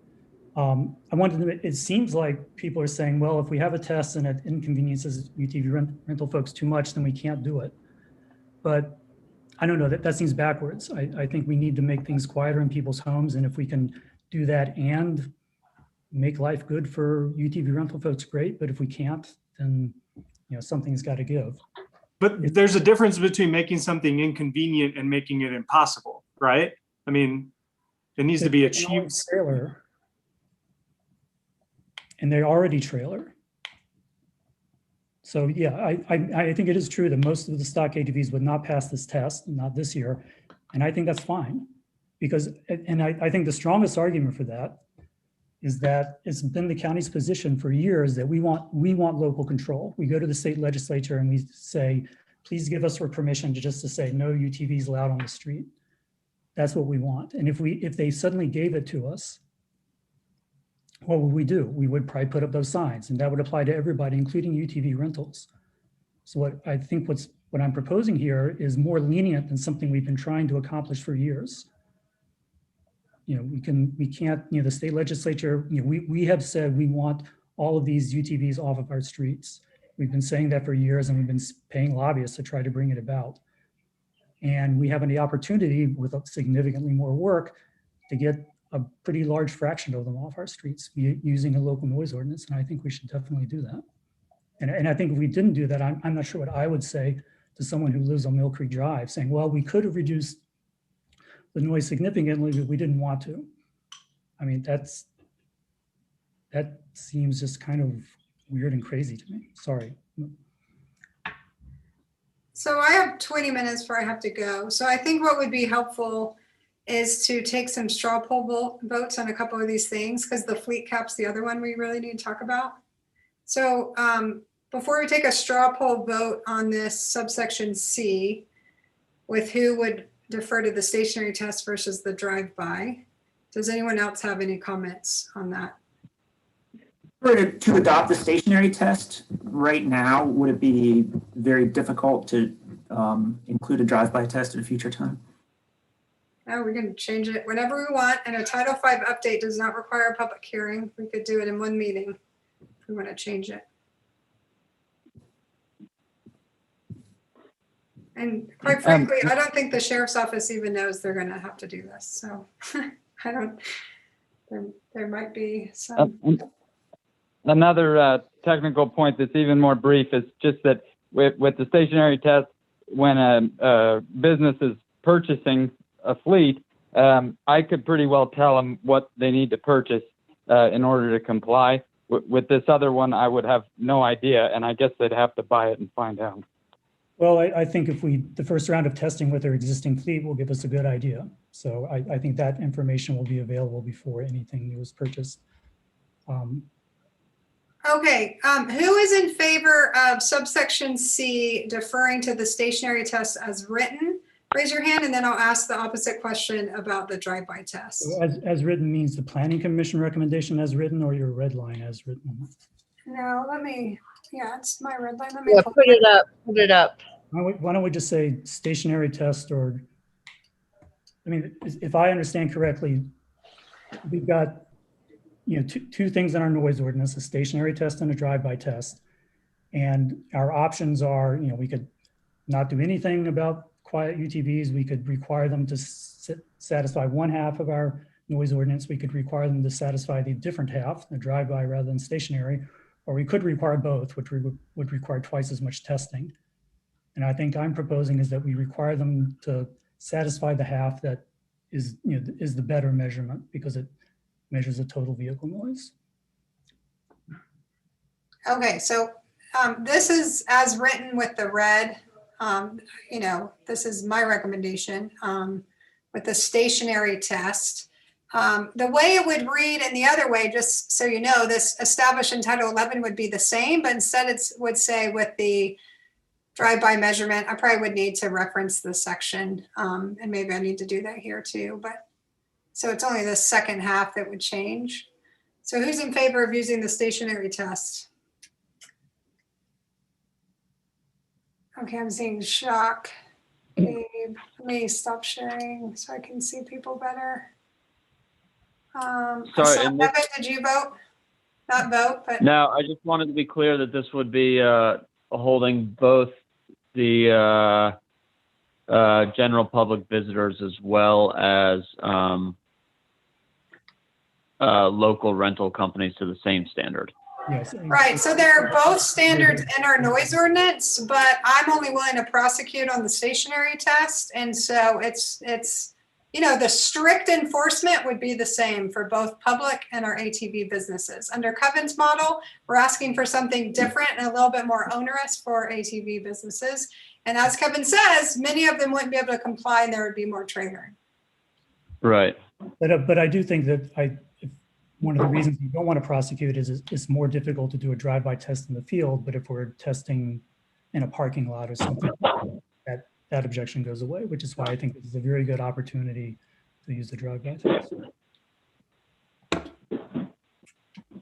It's up to you guys. I just need to know what to present to you on Thursday.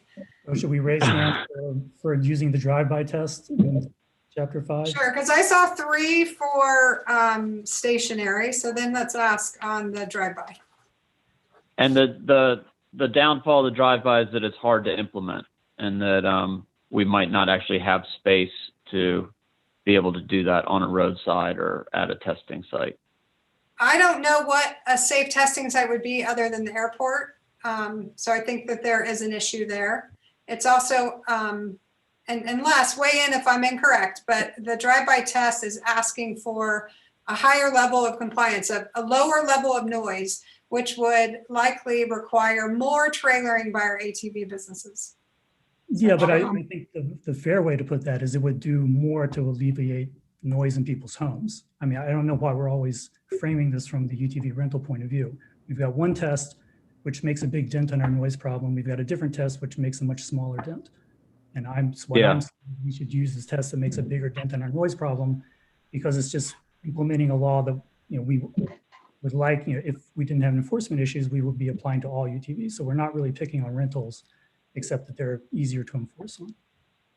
No, I get that. I think my thing is that, like we all can recognize, we've been having these conversations for a long time, and one of the largest roadblocks that we've run into is enforcement and measurement. And a lot of the feedback that we get from the off-road advocates, enthusiasts, are that, you know, it's this handful of bad apples that are causing most of the problems. And I know that there's a lot of disagreement about that, but I would like to target that first and do that in a way that's got easy measurements and enforcement that can be put into place quicker to start attacking, you know, even if they are the outliers, that we kind of get those out of the way first and then reevaluate it. So I recognize what you're saying, Kevin, but I'd rather get more action quicker. And so if that means going with the tailpipe measurement, that's what I'm for. Okay. I don't think it's more action quicker, personally. Okay, we're going to move on. That's 3 to 3. I'm That- going to look at how it is, and then y'all can change it on Thursday if Trish is in the majority. I would really like to speak to the rental fleet cap thing. Well, let's because- go there next. So that is Before we do the other- 5.02.020B. Chrissy, could you just draft the two alternative clauses at the end of the sentence so that both are in there equally for Thursday? Sure. Yeah, I'll do that. Um, Go, Sarah. let's see. I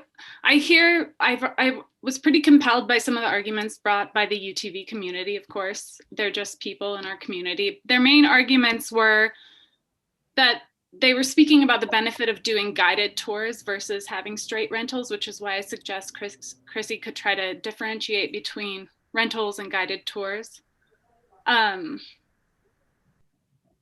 argument there being because they're also providing an educational element to this and providing some buffer to damage to our public lands because they're with a guide. And I agree with all of those things, but I also think that it's really important to acknowledge that the rental companies and their fleets are causing a lot of impact right now.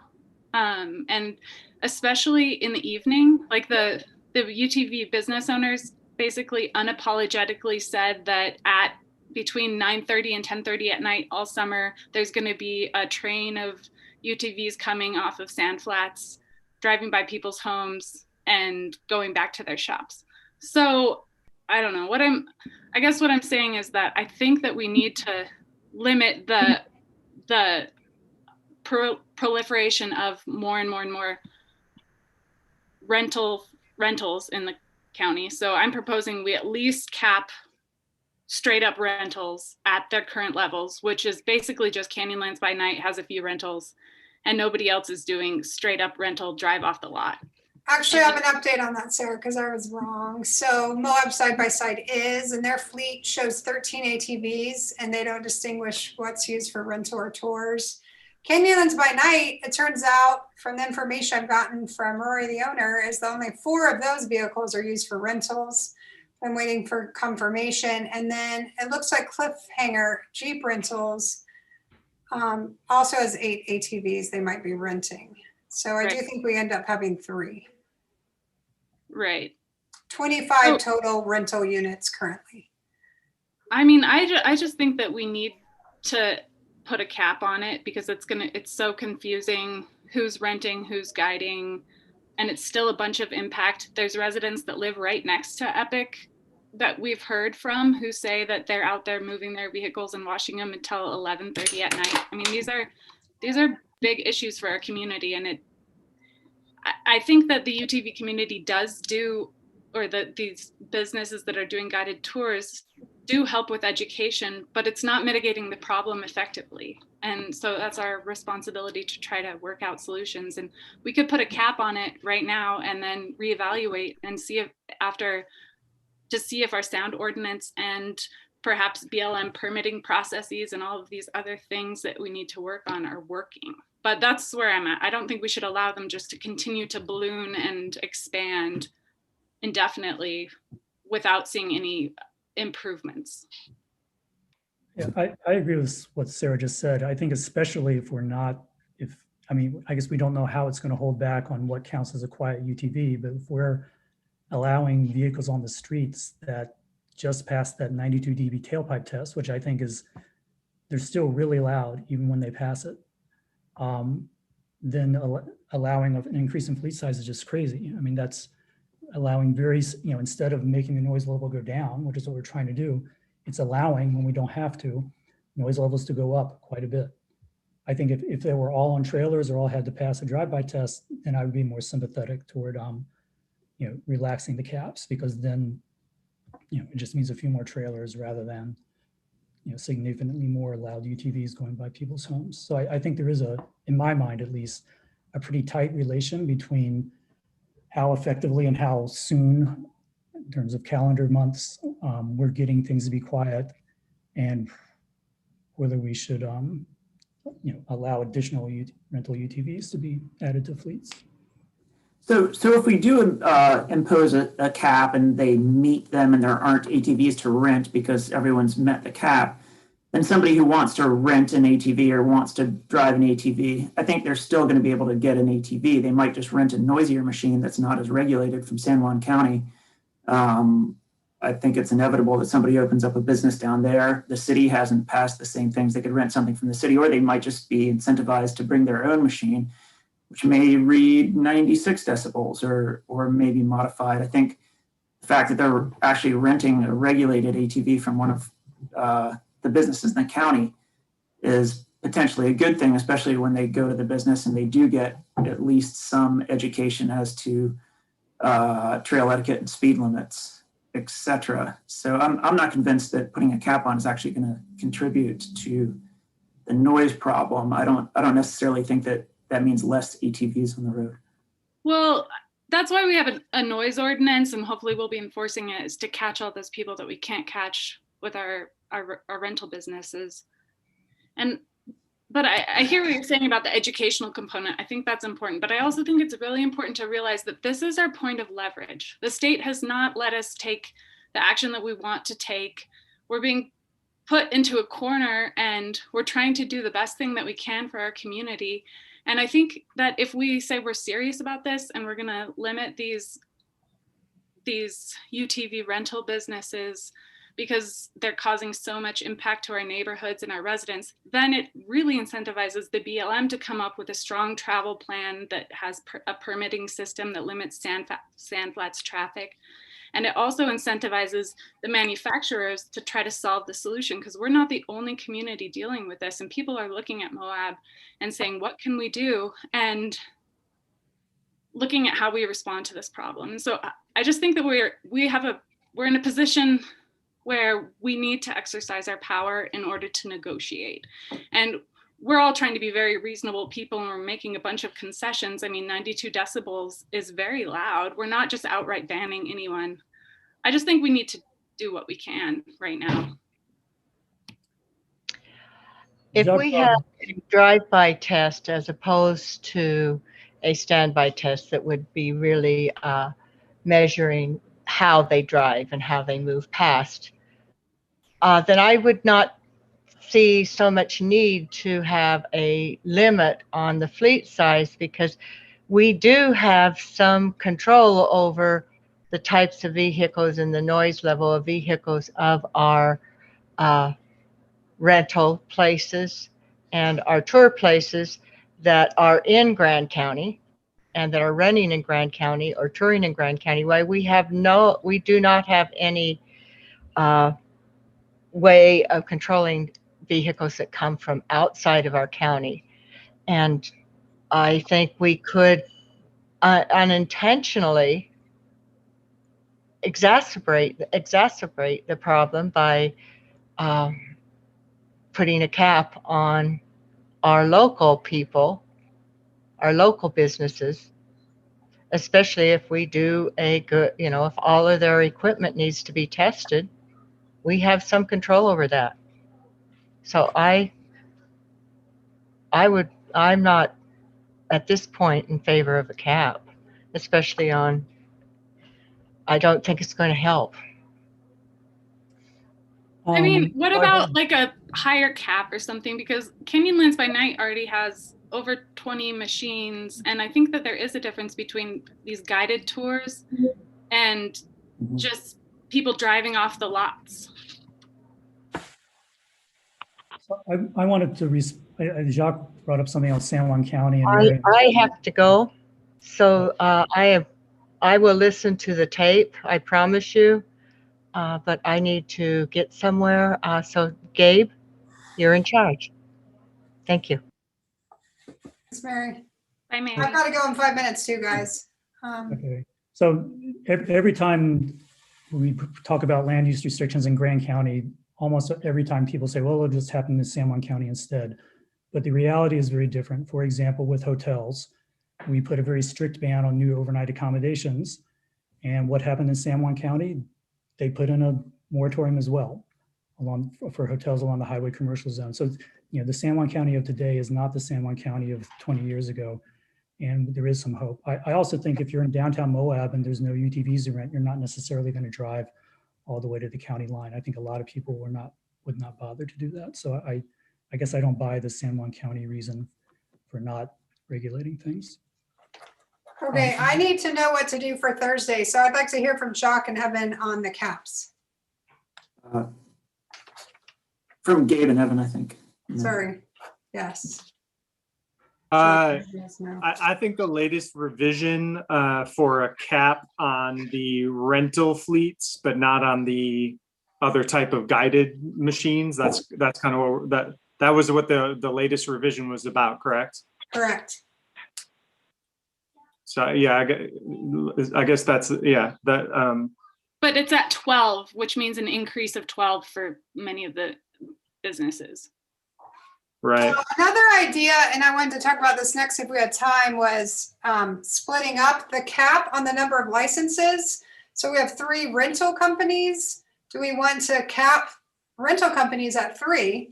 This is not something we've talked about from ATV businesses, and this is the first time we've discussed it. But there's also a way to split out that cap differently. So that's a discussion item too that we're really not going to have time to get to today. But. So there's a way to split up the cap so that basically more rental fleet could not, the rental fleet couldn't be expanded. Basically, is that kind of what you're getting at?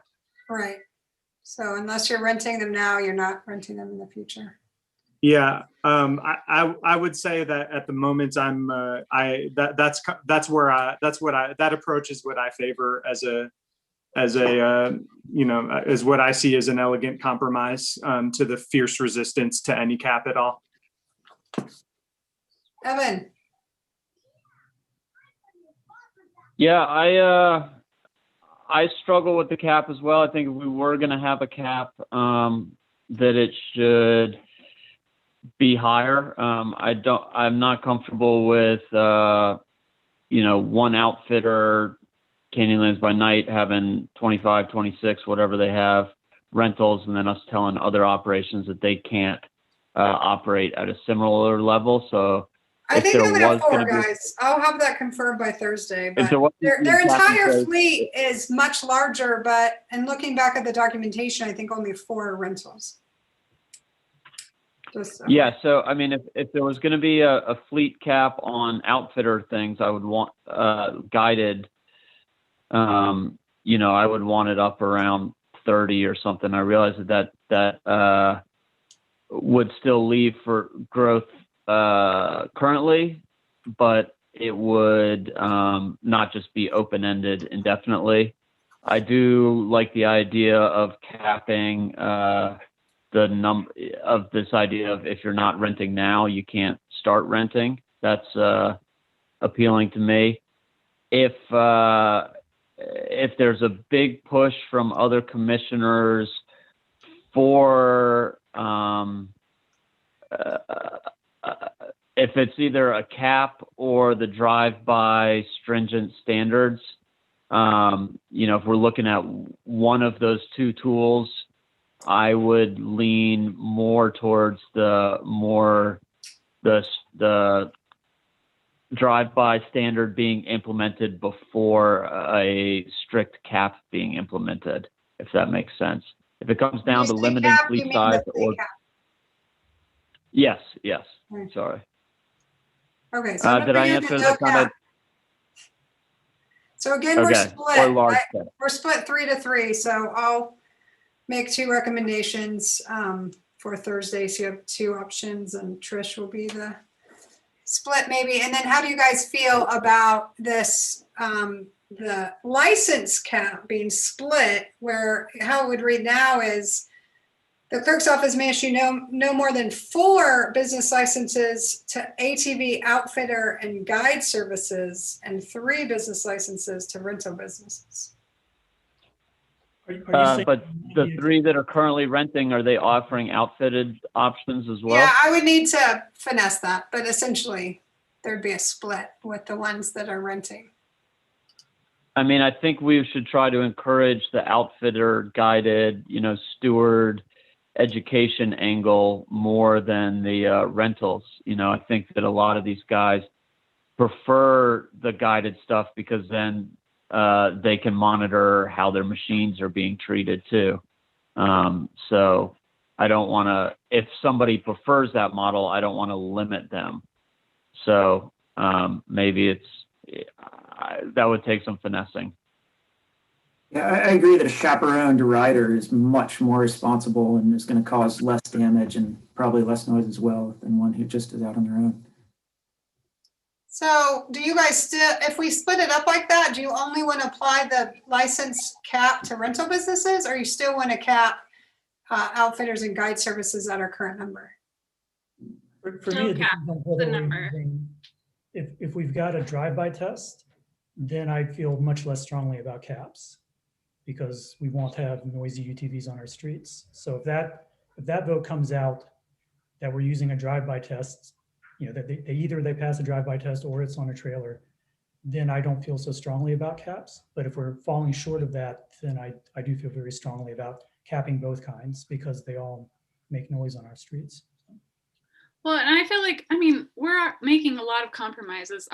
The people who are in our districts need us to take action. I feel really strongly that we need to cap the number of businesses at its current level, regardless of outfitter standard. Okay, guys, I gotta go. It's gonna be a choose your own adventure on Thursday. So I will get you some revised ordinances that have options, and we'll choose options and motion accordingly. See everyone at 8:30. Make sure to have your coffee beforehand. And thanks so much, Les, for coming and being involved. Yes, Les and Cliff, thank you. I'd ask Les and Kevin maybe, what do you think? So as far as the drive-by test goes, how many decibels do you think that, I guess what I'm trying to say is, what do you expect the tailpipe reading to be on a vehicle that just passes the drive-by test? Well, that's what I was trying to interject earlier and didn't get called on. But really, the drive-by test is the gold standard because that's what you in the community experience. It is, however, more difficult under some conditions to do. Okay, and so that's why people want to just do the stationary one. But the stationary one has this, it's basically a 17 decibel swing, 8 decibels plus or minus, 8 something plus or minus. And so there isn't a very good correlation because you're just measuring different things. And so what I think I hear Kevin saying is the reason, I'm putting words in his mouth, but I think what if I can interpret what he's saying, I think it's like, look, yeah, this test, a stationary test, it's gonna let some really noisy ones go through because it's got this big swing. I would rather just have the the test that's what the community experiences, because that's what the community experiences. So the question is, can you develop a test, a drive-by test that works? And it works for enforcement and works for everybody. I personally think it's definitely doable. It's what I mean. It's just measuring things. That's what I do all the time. I measure things, and that's just one more thing to measure. I can do it. And as far as measuring the fleets of all the ATV businesses, I mean, all things would have to be equal. I think you'd have to measure all the vehicles from the fleets on basically the same weather conditions, the same place, all of that. I mean, I don't know what you mean by same weather condition. I mean, there's Yeah, I mean, background. the wind's howling at 40 miles an hour. It's going to be a little bit. You would not test on such a day. You would wait for a day that had low wind. I mean, measuring noise is not nearly as difficult as some people are claiming. Yeah. So. The only factor that would change between the different measurements is the amount of hard surface between the driver. Right. Or the tire noise you're talking. Well, the tire noise a little bit, but mostly I'm thinking of reflections off the ground. If the ground is soft and porous versus if it's hard. So if as long as it was consistent, I think you would be fine. I don't know what your community is like, but I have a hard time imagining that we can't find a parking lot or even a street that we can do this on. And, the background is not going to be an issue. We can deal with that. And the wind, you can't measure noise in really windy conditions because it causes turbulence on the microphone. The air going over the microphone causes a noise that really isn't there. So, but that's a problem of any noise measurement, whether it's a 20-inch test or a 50-foot drive-by test. This is Cliff with a question and a comment. Les, are you imagining that this pass-by test for the businesses would be similar to the federal motorcycle one in which it's a hard acceleration? Well, I heard Kevin say that it would be a constant speed test. Yeah, I'm proposing a constant speed test. I think that someone rolls by at 15 miles an hour. And it would actually be, because I think the actual use would probably be above it. Not everybody obeys a speed limit, but I think we would give them the benefit of the doubt, assume all their users are obeying the speed limit and test at that speed, constant velocity. Okay. That's good because it's more realistic. And I would just like to point out, like, when I said the wind is an issue, the reason why the wind is more of an issue with the drive-by than the stationary is because the stationary is so close to the pipe, the levels are so loud that the ambient can be much higher as well. And that's reflected in the test methods. The stationary ones allow for higher winds and the pass-by ones have a lower threshold. And that certainly makes sense to me. But the end of the day, the issue is about being stringent, right? Because it honestly the pass or the stationary is a pretty good judge of what it's going to sound like at 15 miles an hour because they all have pretty similar tires, etc. But in terms of the stringency, use the practical test, and the idea of graduated, which doesn't work for the public, and we're not really going to get the manufacturers to make drastic changes in a 3 or 4 year period. But in terms of your businesses, and it should give plenty of time, but they do turn over their fleets, and so you could have something that every few years works down to a level that's below 92, and that would be something that they could plan for by figuring out which models they can make work in advance. Well, but I think that planning can be addressed by just testing a lot of existing models. I mean, so I think once we've got the first year's worth of data, there's going to be a good idea about which ones do well on a drive-by test. Okay. You raised Okay. Well, earlier a point about, that the tailpipe test is a good predictor of what the drive-by noise is going to be. But I think that table we were looking at the very beginning of the meeting leads to the opposite conclusion. That's the 8 dB plus or minus that Les was just talking about. There isn't. I mean, I think of there's a correlation between a stationary test and a drive-by test, but it's a very far from perfect correlation. And I think it makes more sense to measure what we care about, not some imperfect predictor of what we care about. And we can do it. Well, that was showing the hard acceleration, which is different from this constant one. So I expect the constant one that Les is describing developing to be better correlated with the stationary than that chart was. I would have thought less well correlated because the stationary test is a pretty high RPMs, and so is acceleration. The way we actually care about is lower RPMs. So. Well, so I want to make this clear. J1287 has RPMs for these sport models that they're renting about 4,000, and that is realistic of what they're doing through town. And the final thing I'll say is that it's not just an issue of how easy the test is to do.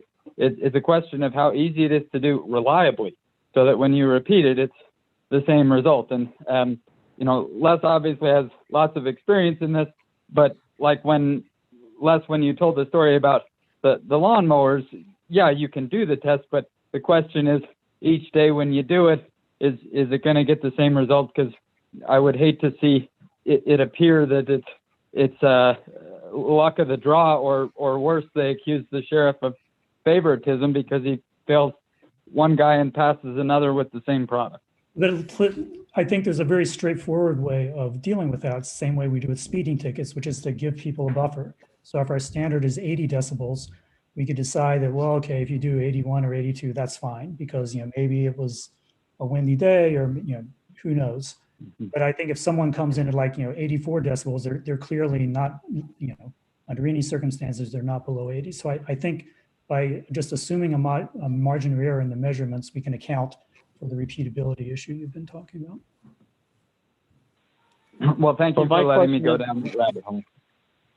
And Cliff, this might be a question for you or Les, but the actual implementing these roll-by tests, is that something that deputies could do on the fly someplace, to kind of address some of these out-of-town folks who all the local outfitters are pointing to as the bad apples? Or is this going to be something that we have to set up at the airport or OSTA and schedule a month in advance and have people show up at? You certainly don't have to do that. But you can't pick just any location either. You would have to pick a location that the vehicles are going by, number one. Number two, that they are at least some chance that they're going by singly and not in a pack. And if they go in a pack, you're just going to miss them. You can, if they're a bunch of loved ones, you can pull them over and test them with the stationary test and figure out who it was. But you would have to put some thought into the location you did the tests. It doesn't seem to be an impossible thing to do. I mean, from what I've heard, I think it's quite feasible. The other question is you may have to have, permission to set up on someone's private property to do the measurements, because you got to get 25 feet away maybe, and you might be, in a yard to do that or something. So it's not like you're going to do it on the fly, but it's not like you have to take them to the airport. That's not. So I understood Evan's question a little bit differently, and I think to answer it, it might be good, to distinguish between two different types of drive-by tests. There's the, in the real world drive-by tests, like getting out of town people, not rental UTVs. Right. And I think a lot of what Les said was about that. Yes. But then there's also this sort of, we'll call it a controlled drive-by test, where some guy has, some rental place. That one's easy. That one's easier.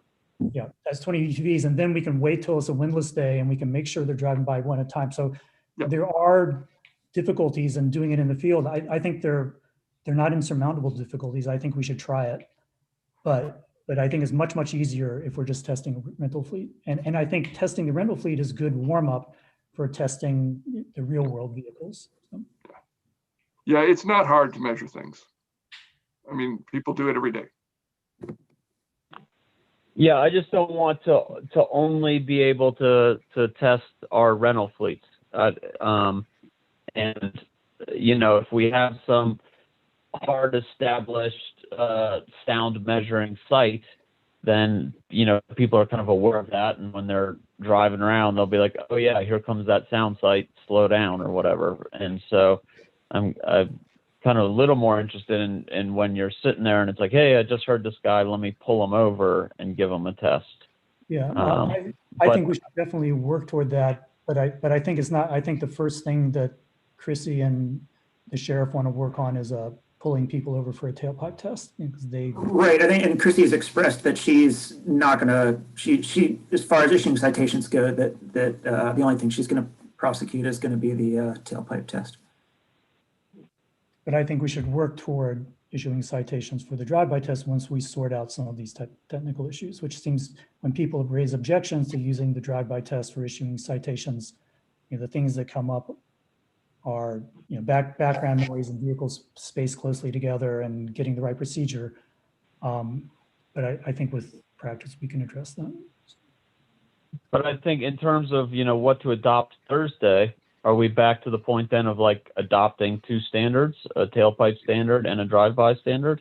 Well, the noise ordinance has two standards in there already that I think we've already agreed to. Like we have a drive-by standard on the books, and we have a tailpipe standard on the books. And then the questions are, what's the prosecution's priorities going to be? You know, and that's to be determined. For the UTV rental regulations, that's the issue that we did the straw vote on and it hasn't been determined. You know, some people liked doing a stationary test. Some people, you know, the same stationary test that is in our noise ordinance. Other people like me are advocating the same drive-by test that's in our noise ordinance. And of course, if we wanted to spend more time testing, we could do both. You know, technically, someone out on the street could get a citation for either of those in theory. So, but I guess I was, for convenience, just advocating that we pick just one of those tests to certify a rental fleet, and that it be the drive-by test again, because it measures what we care about. So. But to be clear, imposing the drive-by test on the rental fleets is not, we know that that's not going to be something that most of their machines are going to be able to comply with. I expect that's true. Most of their current machine. I mean, I don't. Every now and then I see a quiet UTV driving down the street, but I think the drive-by test would force them to be about the same as other, you know, regular vehicles, not louder than that. So just along those lines, I don't know if everyone's aware, but we have now a certified calibrated sound meter. So if anyone's interested in actually testing some of this stuff out, let me know. And that's a sound meter that can be used for both the tailpipe and the drive-by test, Chris? Yes. Okay. And you know, it's a loaner one, but it's it's the same as the one we purchased, which we have a purchase order in on. We haven't received yet, but we have the same thing, a loaner version. So we could do test and find out, you know, in the real world, how this meter that we'd be using picks up different drive-by sound levels. Just have to find UTVs to drive by. Also, you know, while I'm at it, maybe we're close to closing this meeting. It seemed to me like we were establishing the special meeting on Thursday because at the time we had I think a deadline that we were trying to meet for a checkpoint, which isn't going to happen necessarily, at least from the perspective of enforcement. So I guess from the staff's perspective, maybe just a little explanation as to how we're expecting to progress on doing final approvals for these things. is it necessary to do a special meeting, another special meeting, or because I was, previously instructed to work on the residential sound component and have it ready by the 20th. But if we're going to approve the noise ordinance on Thursday, then I would have to get right on it tomorrow. Chris, my understanding of the there are two different deadlines. One is to get ready for some kind of enforcement in May, and now that's not happening. The other one was from our October 20th, I think it was, temporary moratorium, which expires on the 18th. And the land use code stuff she wanted that to happen before the 18th. That's why we're having the Thursday special meeting. But I understood Chrissy to say that we could delay the noise ordinance a little bit, and that even though it's referenced in the land use code indirectly, it wouldn't be the end of the world if there was a gap of a week or two. Okay. And also keep in mind that statute requires that an ordinance can't go into effect for 15 days. So anyway, just helps me to clarify things from our perspective. So yeah, I would prefer to avoid a lapse between the moratorium and approving the land use code updates. So even I think the noise could wait. Even if they're linked, only there's only like 5 days between the special meeting and the meeting on Tuesday, and so it's no big deal probably. So yeah, like I say, if anybody wants to do any real world measurements with their sound meter, just let me know. Thanks, Chris. So can I go ahead and close this meeting now? Are there any other burning items? I want to thank Les again for being here today, and we look forward to continuing to work with you. All right, thanks everyone. I will call this meeting to a close here at 3:34 p.m. All right. Hey,